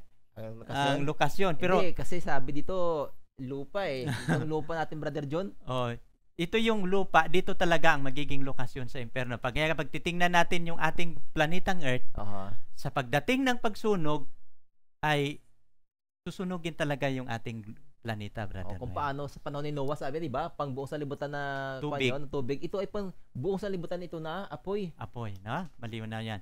At ito yung binabanggit sa Revelation, ito yung ikalawang kamatayan. Okay. No? Kaya nga, mayroon ding mga suporta pa. Saan ba maghihiganti ang Panginoon? Saan ba niya susunugin? Doon ba sa ibang planeta o dito sa lupa? Okay. Narito ang matuwid ay gagantihan sa lupa. Okay. Gaano pa kaya ang mga masama at makasalanan? Okay. So lahat pala tayo, both righteous and good and bad, ay bibigyan gantimpala dito na sa lupang ito. Sa lupa. Okay. Pareho tayo, pareho. Babasa natin yun sa Proverbio 11:31. Ito naman sa 37:34, hintayin mo ang Panginoon, ingatan mo ang kanyang daan, ibubunyi ka upang manahin mo ang lupain. Pagkaihiwalay ang masama, iyong makikita. Yan. Amen. With the naked eye, makikita natin. Ang ating pag-aralan naman na ngayon, Brother Noel, kung itong lupa, gagawin pala ito ng lokasyon, lugar na magiging impyerno, okay. At ang impyerno, nakahanda pa ito, kailan naman ang impyerno mangyayari? Okay. Kailan? Kailan? Natin yan, Brother John? Okay, anong Mateo? Ating babasahin, itong ating talata sa Mateo 13, bibilisan ko lang ito, Brother Noel, no? Okay. At 24 hanggang 30, isang parabola ito. Okay. At yung 36 to 42, ito yung paliwanag ng Panginoon ng kanyang mga parabola. Okay. Ating babasahin, no? Sa 24, sinasaysay niya sa kanila ang ibang talinghaga. Talinghaga ito. Okay. Sinasabi, ang kaharian ng langit ay tulad ng taong naghasik ng mabuting binhi sa kanyang bukid. Okay. Datapwat, samantalang natutulog ang mga tao, dumating ang kanyang kaaway. At naghasik naman ng panirang damo sa pagitan ng trigo at umalis. Okay. Datapwat nang sumibol ang usbong at namumunga, lumitaw na rin ang mga paninirang damo. Okay. So, mapapansin ninyo, itong parabola niya, Brother Noel, isang may-ari ng bukiran, okay. Pumunta siya sa kanyang bukiran, naghasik siya ng binhi, mabuti lahat ang kanyang hinasik. No, habang natutulog yung may-ari, pumunta naman yung kanyang kaaway. Naghasik din ng binhi. Umusbong na, nakikita pareho ng forma, palay at saka palay-palay, di mo makikilala, no? Oo, mahirap yan. I-identify mga Brother John, ang palay-palay sa tunay na palay. Okay, nang nagbunga na, nakikita na nila, ay lumabas, palay-palay pala ito, hindi pala ito tunay na palay. Yun yung parabola ni Jesus. At nang ang alipin, nang nakita na nila yung palay-palay, no? Ang alipin ng puno ng sambahayan nagsiparoon na nagsasabi sa kanya, Ginoo, hindi ba ang hinasik mo ay mabuting binhi sa iyong bukid? Saan nagmula itong paninirang damo? At sinabi sa kanila, isang kaaway ang gumawa nito. At sinasabi sa kanya ng mga alipin, ibig mo baga na kami ay magsiparoon at iyaw ay aming bubunutin? Gusto na Brother Noel, bubunutin nila yung panirang damo. Datapwat sinabi niya, huwag. Baka sa pagbunot ninyo ng mga panirang damo ay inyong mabubunot ang mga trigo. Brother John, bigyan kita magandang ehemplo dito po sa aming bibidyo na to. Paglabas mo dito ay sa likod dito, meron akong Brother John garden diyan. Garden. Diyan ko kinukuha yung mga classmate, yung sinasabi ko na kamuting kahoy, yung balinghoy. Diyan ko yung tinatanim sa likod, Brother John. Yung aking mga tanim ng string beans, Brother John, no, ang ganda ng gapang niya. Ay may mga damo, Brother John, sa puno. Sa pag-isip ko na mabuti, Brother John, para doon sa mga tanim ko, binunot ko yung mga damo Nung mahawakan ko yung isang puno na malaki, sabi ko, mataba ang puno, malaki. Sabi ko, yari ka yung damo. Pagbunot ko, Brother John, na-realize ko na yung puno na yon ay puno ng string beans na gumagapag. Malaki, Brother John, ang paghihinayang, pagsisi ko sa puso ko na Binunot mo yung damo, nasama yung string beans mo. nasama yung puno ng malaking puno ng string beans, Brother John. Kaya sinabi ng Panginoon sa atin sa talatang ito sa kanyang rekomendasyon, Brother John, kumbaga, rekomendasyon niya ito, huwag niyong bunutin. Baka sa pagbunot nyo ay mapasama yung mga mabuting yung trigo, Brother John. Oo. Ayaw niya na bubunutin ng kanyang mga alipin. Sabi niya dito sa 30, pabayaan ninyong tumubo kapwa hanggang sa panahon ng pag-aani. At sa panahon ng pag-aani, sasabihin ko sa mga mag-aani, tipunin muna ninyo ang pangsirang damo at inyong bubunutin at sunugin. Okay. Datapwat titipunin ninyo ang trigo sa aking bangan. Now, So, dito tayo ngayon, Brother Noel, sa interpretasyon. Kanina, parabola yun eh. Okay. Ang mga parabola, mga kapatid o mga kaibigan, pag-aralan ninyo yung parabola, pag itutuloy-tuloy ninyo yung basa, mayroon yung paliwanag ng Diyos sa mga parabola kung anong kahulugan. Okay. Ating pag-aralan ngayon yung kahulugan sa mga Parabola yun. parabol na yon. Sabi niya dito sa 36, nang magkagayoy, iniwan niya ang mga karamihan. Pumasok siya sa bahay. At sa kanya nagsisilapit ang mga alagad na nagsasabi, ipaliwanag mo sa amin ang talinghaga tungkol sa panirang damo sa bukid. Interesado yung mga alagad, Brother Noel. Paliwanag mo, ano bang kahulugan noon? At ito sa 37, siya ay sumagot na nagsabi, ang naghasik ng mabuting binhi ay anak ng tao. Si Jesus. Si Jesus Christ ito, yung naghasik ng mabuting binhi. Okay. Ang bukid ay ang Sanlibutan. sanlibutan. At ang mabuting binhi, ito yung mga anak ng kaharian. Ito yung maliligtas. Okay. No, ang panirang damo, ito yung mga anak ng masama. Okay. No, ito yung hinasik ng no? At ang kaaway na naghasik, ito ang diablo. Okay. Di ba So, maliwanag, naintindihan ninyo, no? At ang pag-aani ay ang katapusan ng sanlibutan. No, napapansin dito. At ang mga ngani ay ang mga anghel. Kung paano ang pagtipon sa panirang damo at pagsunog sa apoy, gayon din ang mangyayari sa katapusan ng sanlibutan. sanlibutan. So, Brother John, maging si Kristo, binabanggit niya yung tungkol sa apoy, yung pagsusunog, yung sa katapusan ng bahagi sa kasaysayan ng sanlibutan. Itong apoy na to, Brother John, ito talaga ang magiging doon sa judgment. Ito yung gagamitin niya talaga, Brother John, sa pagtatapos ng mga sasama at ng kasamaan, Brother John. Oo. At ang panahon, mayroong panahon, Brother Noel, kung paano ang pagsunog ng damo ay sa katapusan, sa pag-aani, sa katapusan ng sanlibutan. ganun din ang mangyayari sa katapusan ng sanlibutan. Kaya nga, ang impyerno pa lang ngayon, nakahanda pa lang ito. Nakahanda pa lang. Ang lokasyon ng ating lupa at yung panahon sa katapusan ng sanlibutan. Kaya nga, sa mga nanonood natin ngayon, maraming naniniwala na mayroon ng impyerno ngayon, Brother Noel. Pero ang ating talakayan ngayon, maintindihan na ninyo na ang sinasabi namin, nakasulat yan sa Biblia, hindi ito haka-haka, kundi mababasa natin sa Biblia na ang pagsunog sa masama, ito'y mangyayari sa katapusan ng sanlibutan. Kung granting, Brother John, na sa ating mga nanonood na sila ay naniniwala talaga na mayroong impyerno sa ngayon, tanongin din nila, Brother John, yung kanilang mga ministro o maging mga pare. Yung pare, kung saan ba talaga mababasa sa Biblia na ang tinatawag na impyerno na may apoy, hindi yung Tartaros, hindi yung Gehenna, hindi yung Hades, kundi yung yung Tartaros, kundi yung Gehenna na naglalagablab, kung saan ba mababasa sa Biblia na talagang ito ay tagang nagsisimula na naglalagab sa kasalukuyan nandoon na nangyayari. Kasi kung wala kayo mapakita o mabasa na talata, ang ating ngayong pinanghawakan ay haka-haka lamang ng tao at hindi ito makakarating sa dapat natin paparoonan, Brother John. Otherwise, God is a consuming fire. Masusunog lamang, Brother John. Sayang lamang ang taon, ang mahaba yung taon na naglilingkod kayo sa kung saan man kayo ngayon, na sa pati ng katapusan, ito pala ay daan ng kamatayan. Ganyan yung medyo malinaw yan.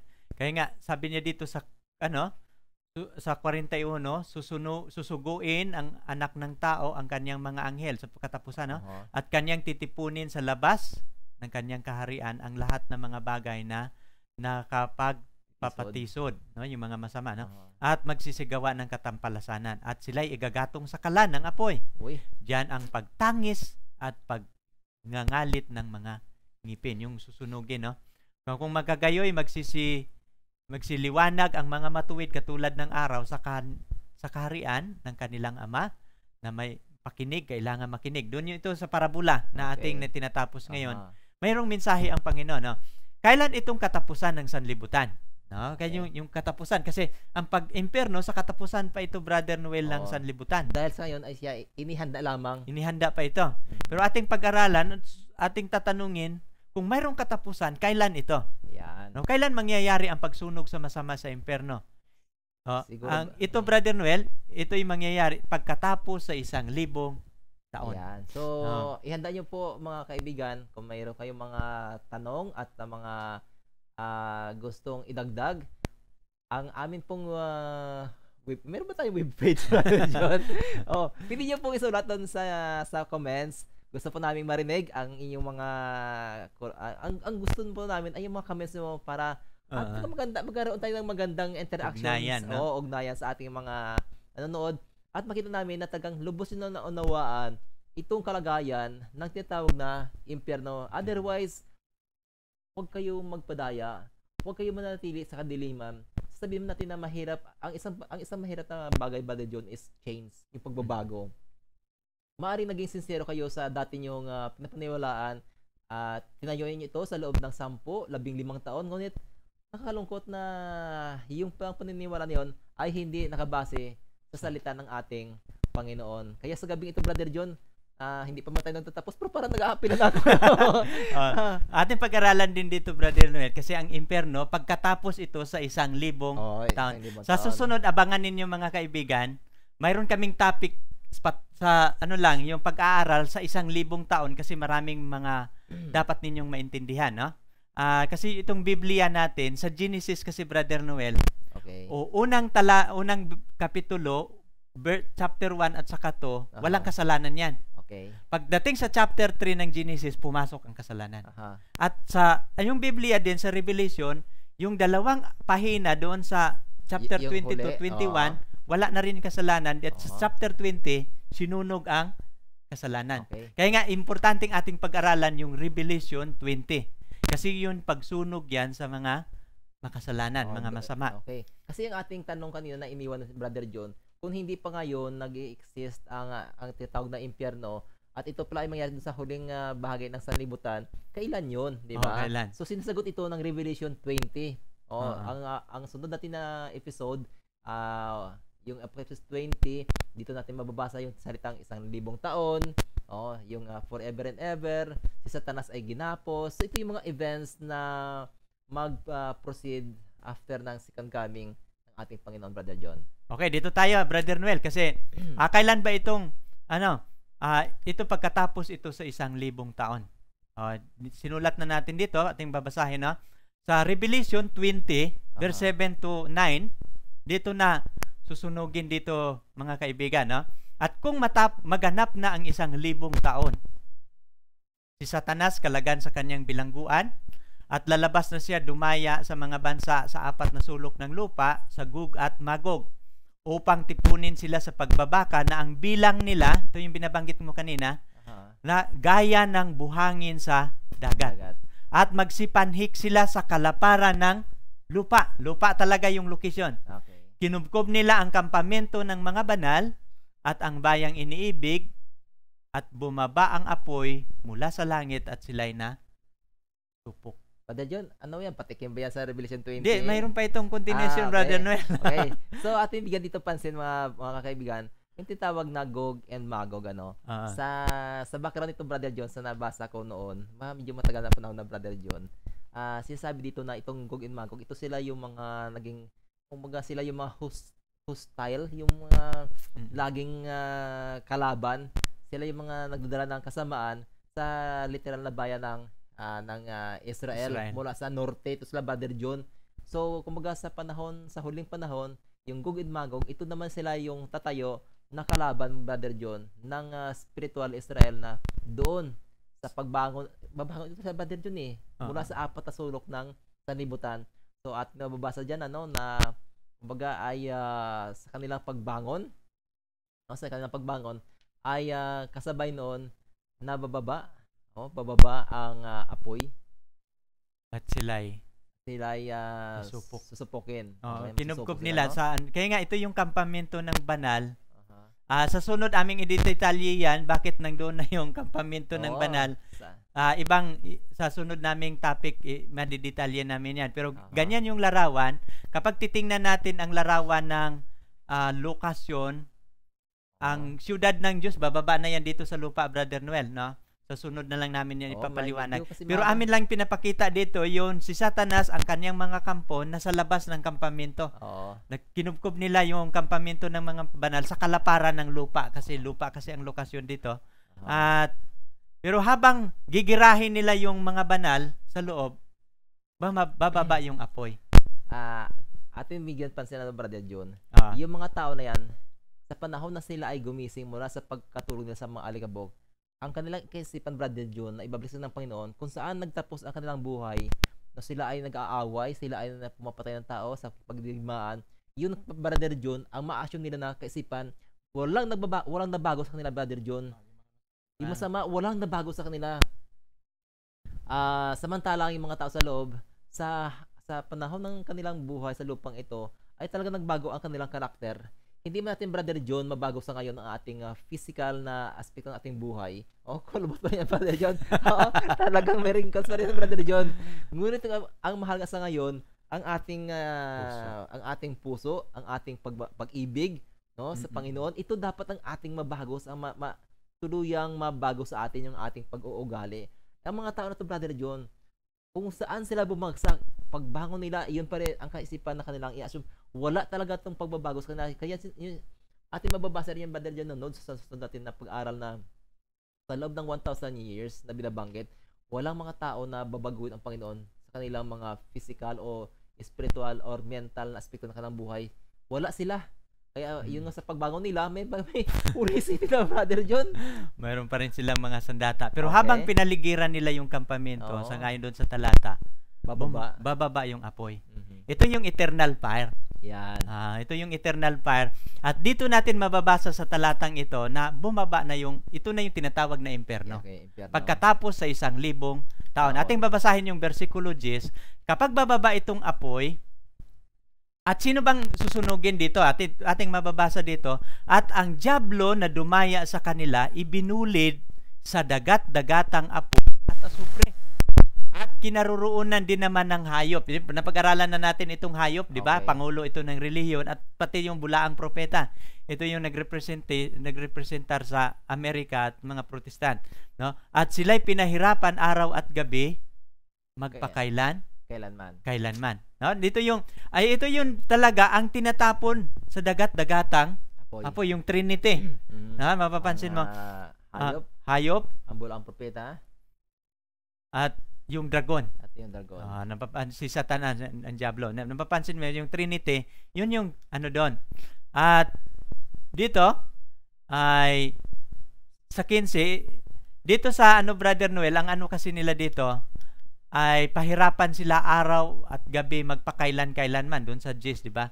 Pero pag babasahin mo yung 14, at ang kamatayan at ang Hades ibinulit sa dagat-dagatang apoy, ito ang ikalawang kamatayan. Sa makatuwid bagay ang dagat-dagatang mamamatay taga Brother John. Mamamatay. Hindi manatili na nandyan siya habang walang hanggang. Sapagkat ang Biblia, itong apoy sa bersikulo 14, ito ang ikalawang kamatayan. Mamamatay talaga, Brother John, ha? Kasi naranasan na nilang patay na sila pagdating ng Panginoon, nabubuhay sila uli. Pagkabuhay uli, tatanggapin nila yung gantimpala, parusa. At sa apoy na ito, mamamatay sila. Kaya nga binabanggit dito, ang ikalawang kamatayan sa makatuwid bagay ang dagat-dagatang apoy. At dito sa 15, at kung ang sino mang hindi masusumpungang nakasulat sa aklat ng buhay, ibinulid sa dagat-dagatang apoy. Pero yung apoy na ito yung ikalawang kamatayan. So pag babanggit na ikalawang kamatayan, mamamatay sila doon. So totoo pala, Brother John, na ang location ng impyerno, ito mismo ang ating earth. Naka-reserve ito sa apoy, sabi ni Pedro kanina, no? Oo. Tapos ang panahon ng impyerno ay hindi sa ngayon, kundi doon sa katapusan ng sanlibutan. Katapusan ng 1,000 years. Katapusan ng 1,000 years. Oo. Kaya malinaw yan. Kaya nga, kung susunugin sila sa apoy, yung binabanggit na ikalawang kamatayan, mayroon bang suporta?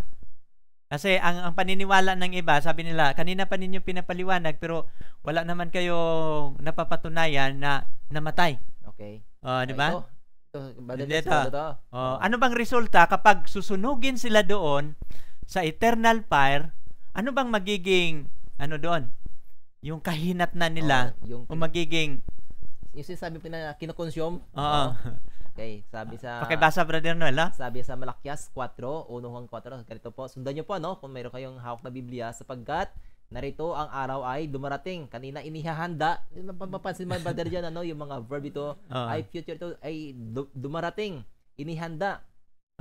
Na nagliliningas na parang horno. At ang lahat na palalo, at ang lahat na nagsisigawa ng kasamaan, ay magiging parang dayami. Brother, yun yung dayami sa amin kasi ang aming bahay ay malapit naman sa bukid. Pagdating ng harvest ay meron kang mga dayami. So alam po to, Brother John, ang sinasabi na dayami. Dayami. Tindi yung pag umapoy yan, ba? Oo, tagang lagablab taga, Brother John. At ang araw na dumarating ay susunog sa kanila. Susunog, Brother John. Ang apoy taga, Brother John, may emphasis taga dito, ang apoy susunog sa kanila. Sabi ng Panginoon ng mga hukbo, na ano't pat hindi mag-iiwan sa kanila ng kahit ugat ni sangaman. Total annihilation ito, Brother John. O pag sinabi mong ugat, ay wala talaga maiiwan dyan. Ang kahoy ay patay taga pag pinatay mo ang ugat.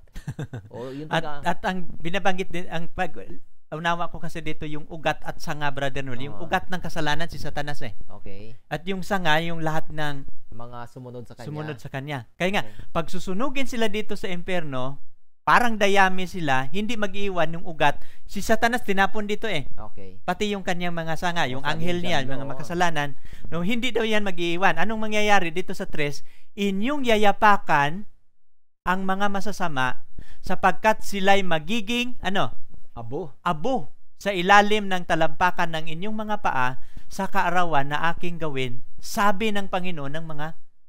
magiging abo pala, Brother John. Kaya nga, titingnan ninyo, maraming nagpapaliwanag na ang impyerno walang katapusan. Paano naman yung binabanggit sa Malakias? Okay. Malakias 4:1 hanggang 3. Sabi niya, sa kaarawan na aking gagawin. At sino nang sabi? Ang Panginoon. Ang Panginoon ng mga hukbo. May perma ang Panginoon. Oo, may perma siya. Kaya may signature, Brother John? May signature. At inyong yayapakan ang mga masasama. Okay. Sapagkat sila'y magiging abo. So, kanina, kung paano natin ginawa ang comparison kanina, Brother, sa pasimula, na yung Sodoma and Gomorrah, sinunog ng apoy, ngunit nagiging abo. Yung object na sinusunog na nagiging abo na, yung apoy, ay wala na rin. So, ito, sa katapusan ng sanlibutan, susunugin ang mga sasama at pag sila naging abo na, itong fire ay mawawala na rin. Wala na. Mawawala na siya. Ang tinatawag lang kasi yung fire na eternal kasi ang Panginoon kasi yon. Nagkatatapusin kasi niya yung sin and sinners. Okay. Ay susunugin niya at siya magtapos noon. Siya lang ang makaalis noon. Kaya nga yung eternal fire, yung consuming fire, ang Diyos yon ang magsusunog. Hindi ito ordinaryo na apoy. Nag-isip kasi tayo na ang apoy na ito ordinaryo. Pero ang Diyos ito is a consuming fire. He is a consuming. At sa isa pang punto doon, Brother John, na gusto kong sa nabanggit mo doon kanina, sinners, ang makasalanan at ang kasalanan. Bakit ba sinasabi doon na nung sila ay ang nasunog doon ay kasing dami ng buhangin sa dagat? Nagpabaya ba ang Panginoon? Hindi, mga kapatid. Hindi ang Panginoon, ang Diyos natin, hindi siya nagpabaya. In fact, pumayag siya na ipako sa cross, Brother John. Sabi niya, itong anak ko, sabi niya, mahal ko to, pero alang-alang sa inyong mga tao na nagkasala, ay papayagan ko na mamatay ang aking anak alang-alang sa kaligtasan nyo. Bakit, kung ganun pala, Brother Noel, ay bakit pala na sindami sa buhang sa dagat ang hindi naligtas? Isang bagay lamang, mga kapatid, ang gusto namin iparating sa inyo, na ang kasalanan is a thing na very offensive sa Panginoon. Hindi pwede mag-exist ang kasalanan sa harapan ng Panginoon. Ang kasalanan ay isang nasusunog na bagay sa harapan ng Panginoon. Kung ang isang makasalanan ay patuloy na yumakap Oh, patuloy siyang yumakap sa kasalanan, hindi na ng Panginoon niya siya madistinguish ang kasalanan doon sa isang tao na gumagawa ng kasalanan. Pareho ito sila, ang kasalanan at ang kasalanan at ang makasalanan ay kung kasi ay kakapit dito, wala na magawa ang Panginoon para siya ihiwalay doon, ay sa darating panahon, nasusunod ng kasalanan, ay mapapasama ito sa Brother John. Oo. Mapapasama siya. Ang ano dito kasi, alam niyo ang Panginoon mga kapatid hindi nagkukulang eh. Oo. Kasi kung hindi pa mahalaga sa Panginoon ang tao, hindi sana mamatay yung kanyang anak. Yung anak niya. Pero pinadala niya ang kanyang anak. Gusto ng Panginoon na hiwalayan natin ang kasalanan. Amen. No? Pero ang ginawa ng mga tao ngayon, kumapit sa kasalanan. At isa dito, mga Brother Noel, alam niyo kung bakit ganun sila karami? Daming relihiyon ngayon nagtuturo, pero hindi tinuturo ang tama. Amen. No? Sa halip na kanilang ituturo na ang impyerno ay sa katapusan ito, tinuturo pa nila na ang pag magkakasala ka, itatapon ka ng Diyos doon nang walang katapusan. Kaya nga yung larawan sa pagtingin ng tao sa Diyos, hindi makatarungan. Isa siyang notorious. Yun. Kapatid, ay kung kayo ang aming tatanungin, pagkatapos na marinig niyo itong katotohanan na sinasabi ng Biblia sa salita ng Panginoon, kung kayo naman talaga ang tatanungin namin, alin ang pipiliin nyo? Yun bang manatili ang inyong mahasabuhay sa impyerno? O bibigyan na walang katapusan at makikita nyo araw at gabi? O ang plano ng Diyos na magkakaroon sila ng katapusan para naman ang langit ay magiging masayang lugar para sa mga maliligtas? Alin ang pipiliin nyo? Diba? Kumbaga, ito ang sinasabi ng Biblia. Ito ang sinasabi ng ating mga mangangaral. Ano ang ating papaniwalaan? Yun bang tradisyon o ang salita ng Panginoon? Napakaliwanag ng Brother John, di ba? Bibigyan ng Diyos ng kawakasan ang lahat ng kasamaan. Hindi ako magiging masaya, Brother John, sa langit. Kung sa habang panahon ay makikita ko lamang ang aking nanay na yung ganun eh. Kasi sa init ba naman, Brother John, at mayroong pag ikaw, for example, tayo may marong mga anak, makikita mo yung anak mo doon, masaya ka kaya? Hindi ka kaya makaawa sa Panginoon? Panginoon, itapon mo lang din ako doon. Di ba? Kasi kawawa yun, di ba? Tatay ka, Brother John, nanay ka. Ano ang mararamdaman mo? Di ba? So, itong turo na ating dating natatanggap sa ating mga ngaral, yan po ay hindi po siya nakabase sa salita ng Panginoon. Ito ang sinasabi ng Panginoon tungkol sa katapusan ng sanlibutan at paano itatapusin ang kasalanan at paano niya bibigyan tayo ng isang buhay na panibagong buhay ito, Brother John. Kaya once for a lifetime ito, mga kaibigan, minsan lang maaari nyo minsan ito marinig ang katotohanan ito. At kung inyong isasara ang inyong mga tainga, wala na kaming magagawa, no? Wala na pa kaming magagawa dyan. Dito kasunod, Brother Noel, no? Okay. Kasi sa ating marami kasing naniniwala na si Satanas immortal. Okay. Di ba? Sabi ng iba, mayroon akong nakausap ng estudyante, nag-aral siya sa pastor sa Protestant. Binasa ko yung sa talata, sabi niya, si Satanas naman ay walang kamatayan. Okay. Kasi angel siya no? At saka hindi siya katulad sa tao, na tayo mortal. Pero ang mga anghel, immortal yan sila. At saka wala kang mababasa sa Biblia na mamamatay si Satanas sa impyerno. Kasi ang paniwala nila, si Satanas walang kamatayan. Okay. Pero ngayong gabi, at ating talakayan ngayon, ating pag-aralan, mapapatunayan, mababasa ba natin litra por litra na si Satanas magiging abo? Okay. Ito yung ating huling talakayan. Patunayan namin ngayong gabi, babasahin ninyo ang inyong Biblia, sapagkat ang turo ng Panginoon, si Satanas magiging abo. Amen. At inyong mababasa ito sa inyong mga Biblia. Saan natin mababasa? Sa Ezekiel 28, paumpisahan ninyo sa 13 hanggang 19. Sa 18 at sa 19, mababasa na ninyo na si Satanas magiging abo. Dito, for example, babasahin muna natin sa 13. Ating titingnan sa versikulo 13. Ito yung, kahit sa mga pare o protestante na mga pastor, kung magpapaliwanag sila patungkol kay Lucifer, kay Satanas, gagamitin nila ang kapitulong ito. At ito din ang ating gagamitin, aming ipapaliwanag sa inyo kung paano gagawin ng Diyos si Satanas na magiging abo. Umpisahan natin sa 13, mga kaibigan. Sa 13, ikaw ay nasa Eden. Yung Eden, hindi yung sa Garden of Eden, kundi sa halamanan ng Diyos sa langit. Okay. No? Lahat ng mahalagang bato ay iyong kasuotan. Ang binabanggit niya dito si Lucifer, no? Okay. Ang anong kasuotan ni Lucifer? Ang sardio, topasyo, diamante, berilo, ang onyx, haspe, sapphire, esmeralda, karbungko, at ang ginto. At ang pagkayari ng iyong pandereta at sa iyong mga plauta napasa iyo sa kaarawan na ikaw ay lalangin nangahanda. Ito, Brother Noel, ang talatang ito, nang ginawa ito si Lucifer. Okay. Si Lucifer ay isang anghel. Mataas ang kanyang katungkulan. Pero siya ay isang created being sa Brother John. Created being. Siya Nang ginawa siya, ay nilagyan siya ng mahalagang, sari-saring mahalagang bato. Saan siya ginagawa? Doon sa garden ng Eden ng Diyos. Sa langit, no?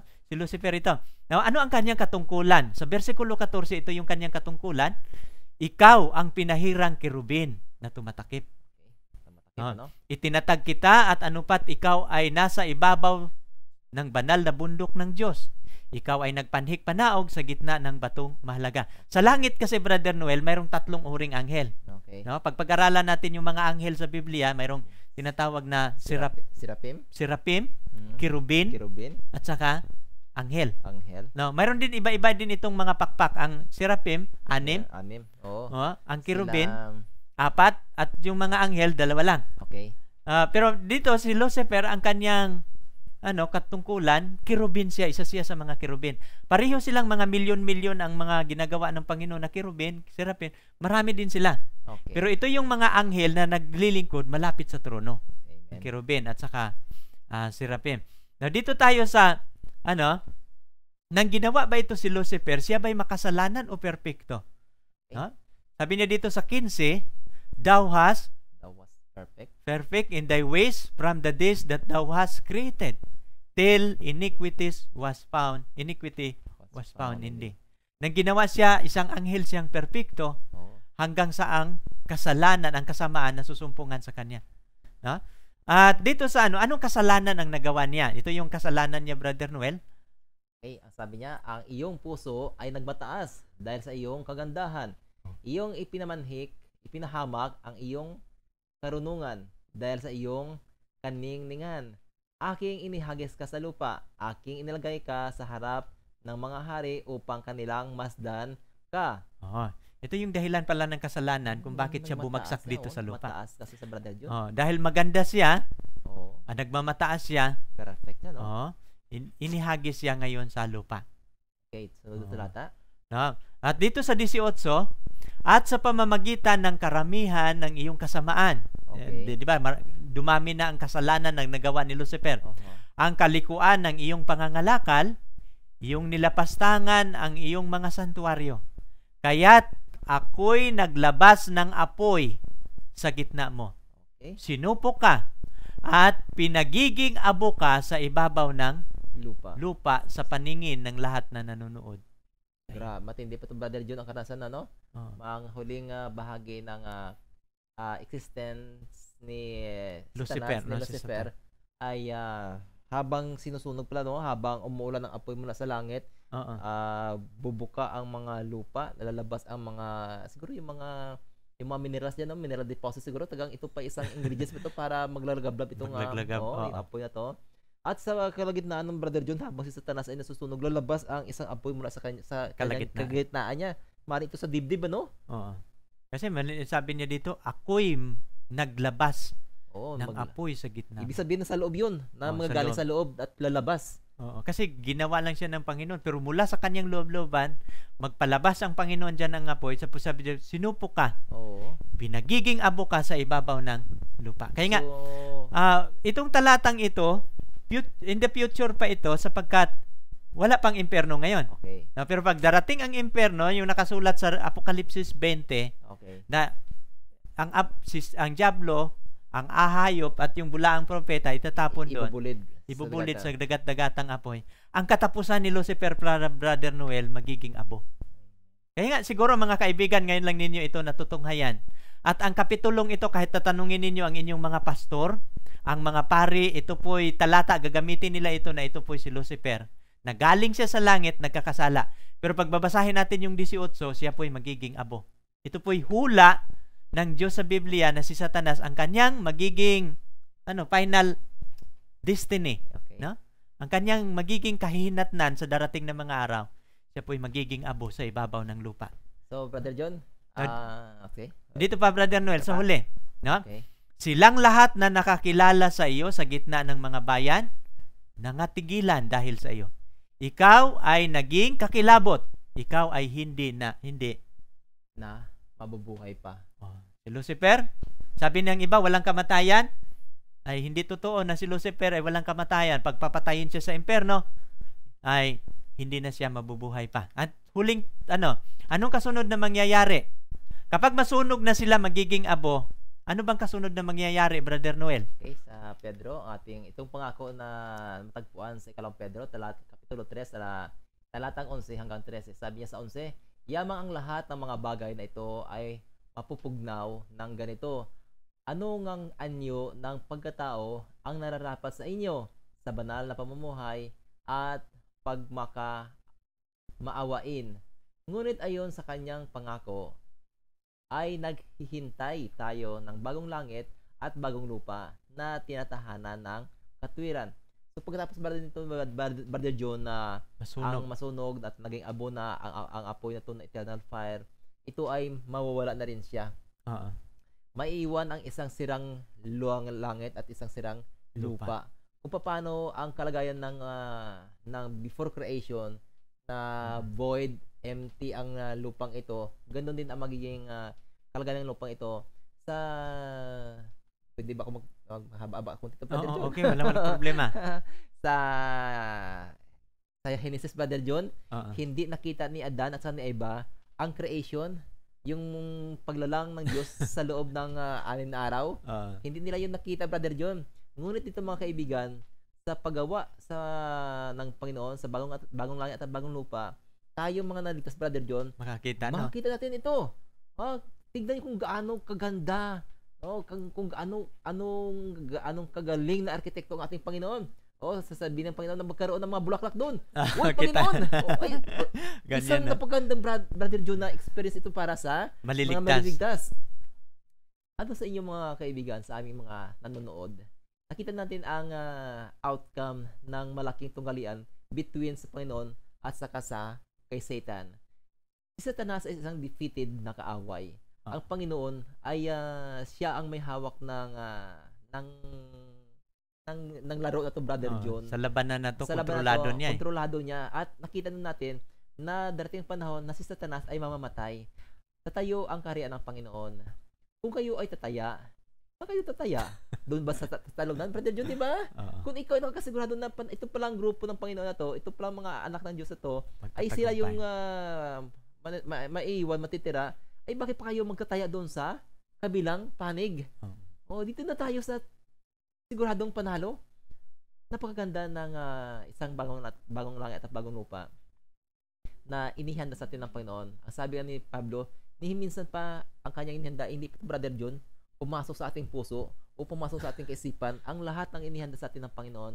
Mari sa lupang ito, tayo ay naghihirap, tayo ay nalulungkot pag mayroong mga namatay, na mga malat sa buhay. Pag wala tayong pera, gipit tayo nalulungkot. Pero ang ligaya, ang tuwa, Brother John, na inihanda sa atin ng Panginoon, ni katiting, hindi natin lubos maisip na ganun pala. Ganun pala kaganda ang inihanda sa atin ng Panginoon. Kaya sa inyo sa aming mga sumasabaybay sa atin, sa ganitong pagtatalakay sa mga talakayan, sana maisip-isip nyo rin ang aming ang katotohanan ito na nais iparte sa inyo ng Diyos. Kami, Brother John, tayo ay ginamit naman ng instrumento dito, Brother John. Hindi po namin ito sinasabi sa inyo na walang basihan. Ito po ay wala po kami sinabi sa inyo na hindi nanggagaling sa salita ng Panginoon. Letra po letra, verse by verse, amin na lamang po ipinaliwanag kung ano po sinasabi ng Panginoon sa kanyang mga salita. Brother John? Dito Brother Noel, sa 13, gugustuhan ko to. Ngunit ayon sa kanyang pangako. Ang pangako ng Diyos, naghihintay tayo sa bagong langit at bagong lupa. Napapansin mo, ito si Pedro ang sumulat dito, Brother Noel. Si Pedro, isang mananampalataya. Okay. Pero ang pananampalataya ni Pedro, alam niya na susunugin ang mga masama, magiging abo. Okay. And after pagkatapos nila magiging abo, kaya nga sabi ni Malakyas, yayapakan ninyo sila. Sapagkat sila magiging abo. Pagkatapos nila magiging abo, gagawa ang Panginoon uli ng bagong langit at bagong lupa. Iuulitin uli niya yung 7 days ng paggawa sa creation, makikita na ng mga banal. Okay. At kung tayo maliligtas, pribilehiyo natin. Oo, witness naman, Brother Panginoon, John. gusto kong makita kung paano mo ginagawa yung Yung ibon. oo. No? Yung lahat na, ito yung isang pribilehiyo. At ito yung pangako ng Diyos. At sana itong pangakong ito magiging pag-asa ninyo. Amen. Itong pangakong ito ay nagiging pag-asa namin ng mga mananampalataya. Siguro makikukumpara ninyo yung turo ng Seventh-day Adventist at sa mga ibang turo ng relihiyon. At talakayang ito magiging, magiging, ganun pala, kamulatan ba? Kamulatan, mamumulat. Ganun pala yung turo ng Biblia. Bakit ito yung turo ng aking pastor? Okay. No, kaya nga, amin itong pwede siguro kayong magkakaroon ng comparative study. Okay. No?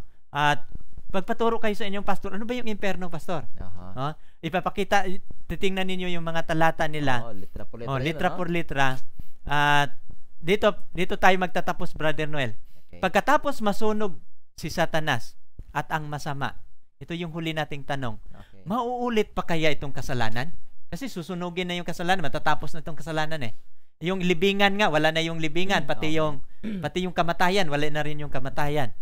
Magkakaroon pa kaya ng kasalanan muli, Brother Noel? Tunghayan niyo po. Okay. Bago ko sabihin yung gusto kong sabihin ng Brother John, basahin muna natin ang isang talata, no? Ito ay tagpo sa Nahum chapter 1 verse 9. Ano sabi niya? Ano ang inyong kinakatha laban sa Panginoon? Siya'y gagawa ng lubos na kawakasan.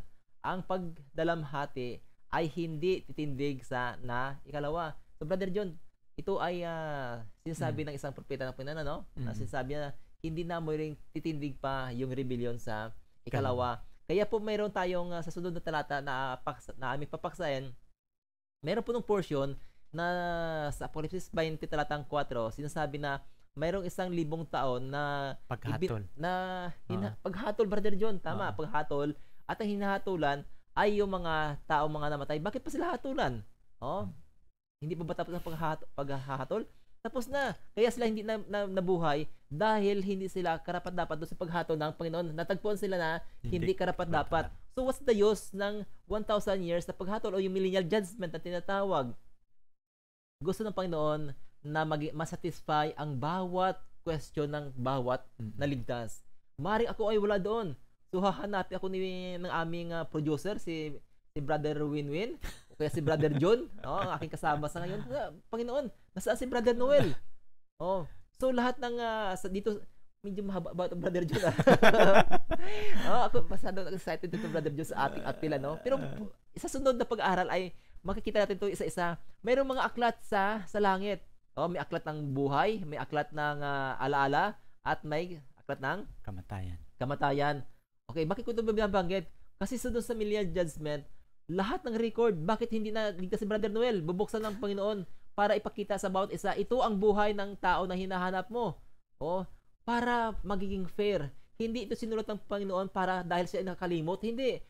Ang benefits ng Panginoon, bakit kaya mayroong aklat, Brother John, ay para maipakita sa tao na ito ang kanyang ginawa. Ginawa ko rin ang kaya kong gawin para iligtas siya. Ngunit siya ay patuloy na kumapit sa kasalanan. Kaya iyan ang kanyang buhay. Ipapakita sa lahat ng mga manligtas. Ito ang buhay ni Brother Noel. Ito ang buhay ni Brother John. Isang open book ito sa lahat. So sa pagkatapos ng 1,000 taon, ang lahat ay magsabi na, true and just are your ways, O thou King of Saints. Ang lahat ay tagang i-accept nila na tama, Panginoon, ang iyong ginawang pagliligtas. Kung bakit man hindi ako naligtas, dahil iyon ay choice ko, Brother John. Ginawa ng Diyos ang kanyang pwedeng gawin para sa akin. Patatikim lamang yan para sa chapter 20 ng Revelation. At ito din, amin ding ipapaliwanag sa mga susunod naming mga talakayan, yung 3 P's of Judgment. Kasi bakit tatlong yugto ang paghuhukom? Kasi tatlo kasi, Brother Noel, yung kanyang isatisfy. Yung pre-investigative judgment, bago siya darating, mayroon ng paghatol. Bakit? Isatisfy niya, brother, tatlo kasing uri ang isatisfy ng Panginoon sa judgment niya. Ang una niyang isatisfy yung mga guardian angel natin. Okay. Lahat ng mga angel sa judgment na yun, ang audience ng Diyos, ang kanyang mga anghel. Sa pre-advent judgment. Sa millennial judgment, imbitahan niya ang mga banal na maliligtas, dadalhin niya sa langit. Okay. For second piece of judgment, ito yung tinatawag na millennial judgment. Lahat naman na naliligtas, imbitahan, hali kayo. Sabi ni Pablo na diba? Si Mateo, sabi niya, darating ang panahon. Abangan ninyo yan, aming itatopic yan sa susunod, yung millennial judgment. Na pagkatapos sa millennial judgment, masatisfy na yung mga maliligtas sa Oo, judgment sila na yun. naman, sila naman Ang ikatatlo naman na judgment, yung executive judgment, ang isatisfy naman niya yung mga kasama ni Satanas. Pagkatapos bumaba yung bagong Jerusalem dito sa lupa, magkakaroon ng judgment. Ipapakita ng Panginoon yung mga aklat. judgment. O bago ipapakita niya lahat ng mga record nung hindi maliligtas, na nakikita ng mga masasama, true and just Are your ways, O thou God. King of Kahit saints. sila'y makasalanan, pero I-acknowledge sa kanila. i-acknowledge brother. nila. I-acknowledge sa kanila. Kaya nga, ang tatlong uri ng mga audience ng Panginoon, nasatisfy sila sa judgment. Oo, sa judgment naman. Grabe, Brother John, no? Napakaganda Ganun talaga ka. itong ang mensahe na dala ng Apocalypse. Napaganda ito, Brother John. Minsan kanina, Brother John, sabi kanina ng aming nadala, Brother John, sabi ko kung ikaw ay kasi magsisimula kami ng panibagong Bible study, bagong bayan, Brother John, sabi ko kung ikaw ang tatanungin, anong gusto mo pa ang gusto mo talakayin na pag-aralan natin? Ang sabi, Brother John, gusto ko ng Apocalypse. Uy, gano'n. Siyempre ako nagtanong, yan ang gusto niya. So, simulan tayo namin, Brother John, sa Apocalypse. Ang mensahe po ng Apocalypse is, hindi po para takutin tayo, Brother John. Ang mensahe ng Apocalypse ay pag-asa ito. Ito ay pag-asa na kung saan tatapusin talaga ng Panginoon ang kasaysayan ng kasalanan. Kasi kung habang panahon, Brother John, na ito na at ito na lang, what's the use, diba? Ano pang dahilan bakit tayo magpakakabuti kung gano'n na lang ang buhay sa lupang ito? Ngunit ang pangako ng Apocalypse, buhay na walang hanggang at bibigyan niya katapusan si Satanas para naman tayo din, Brother John, ay makapagliwaliw doon sa ibang planeta. Okay. Maraming salamat, Brother Noel, at dito na matatapos na talaga yung ating talakayan. Mga kaibigan, dito na kami magsasalita na kami ng panghuli. At aming ginagawa ito na talakayan para maunawaan sana yung mga importanteng mga bagay na hindi na reconcile ng mga ibang reliyon, mga doktrina na hindi nagiging malinaw. Pero ngayong gabi aming natatalakay ang impyerno. Alam namin na naintindihan ninyo ang mga bawat terminolohiya, ang mga bawat salita na ating pinag-aralan galing sa original, no? Galing sa original. Sana itong gabing ito magkakaroon ng paradigm shift ang inyong direksyon sa paglilingkod sa Panginoon. Sa aming mga paglilingkod, nag-o-offer kami ng mga libreng DVD. Kung makontak ninyo kami sa aming mga website, kukontakin lamang ninyo kami, at kung hihingi kayo sa mga topic na aming tinatalakay, ipapadala namin ito sa inyo ng libre. Yan. Sa sunod, actually, yung nabanggit pa ba yung website, wala pa tayo ng Brother John. Sa sunod lalagyan natin diyan sa atin napapanood nila, Brother John. Lalagyan natin kung sa akapiling kontakin, sa akapiling kontakin, at papadala namin kayo ng libreng DVD dito sa lahat ng mga paksa na aming tinalakay. Okay. At para sa ating pagtatapos, Brother Noel, kayo pong mangangasiwa sa ating panalangin. Okay, tayo manalangin. Dakilang Diyos, Ama namin sa langit, isa pong kagalakan sa gabing ito. Muli amin nabuksan ang iyong banal na salita. At lubos naman naunawaan, Ama, ang mga bagay na nakatala sa Apocalypse. Kung ano ba talaga, Ama, ang katotohanan tungkol sa paksang impyerno. Alam namin, Ama, na sa huling panahon, talagang ito ay mangyayari. Alam namin, Ama, na ang apoy ay inihanda para sa lahat ng hindi maliligtas. Tulungan mo kami, Ama, sa aming pagsasaliksik ng katotohanan at amin din marating ang kasiguruhan ng buhay na walang hanggang. Yes. Alam namin, Ama, na minsan namatay ang aming Panginoon, alang-alang sa aming kaligtasan, sa ikalawang kamatayan. Kaya sana, Ama, sa aming mga nanonood, sa aming mga kaibigan, sana ang kanilang mga puso ay dalawin ng Holy Spirit. Sa kanilang pakinig, Ama, kanilang maunawaan na ito ang katotohanan na nais mong iparating sa kanila. Gamitin mo sana, Ama, ang babasa sa amin patuloy sa pagtatapos ng gawain sa lupang ito upang sa ganon kami na rin ay makapagpahinga sa lahat naming mga gawain at aming marinig mula sa bibig ng aming Panginoon, well done, thou faithful servant. Yes. Ang babasa sa amin, Ama, itinaga mo na gumawa sa iyong bukiran. Kaya sana sa mga nakikinig, maging aming mga kaibigan, sana sila din ay bigyan mo ng isang inspirasyon na sila sa pakikinig ay matagpuan nila ang kasiguruhan ng buhay na walang hanggang.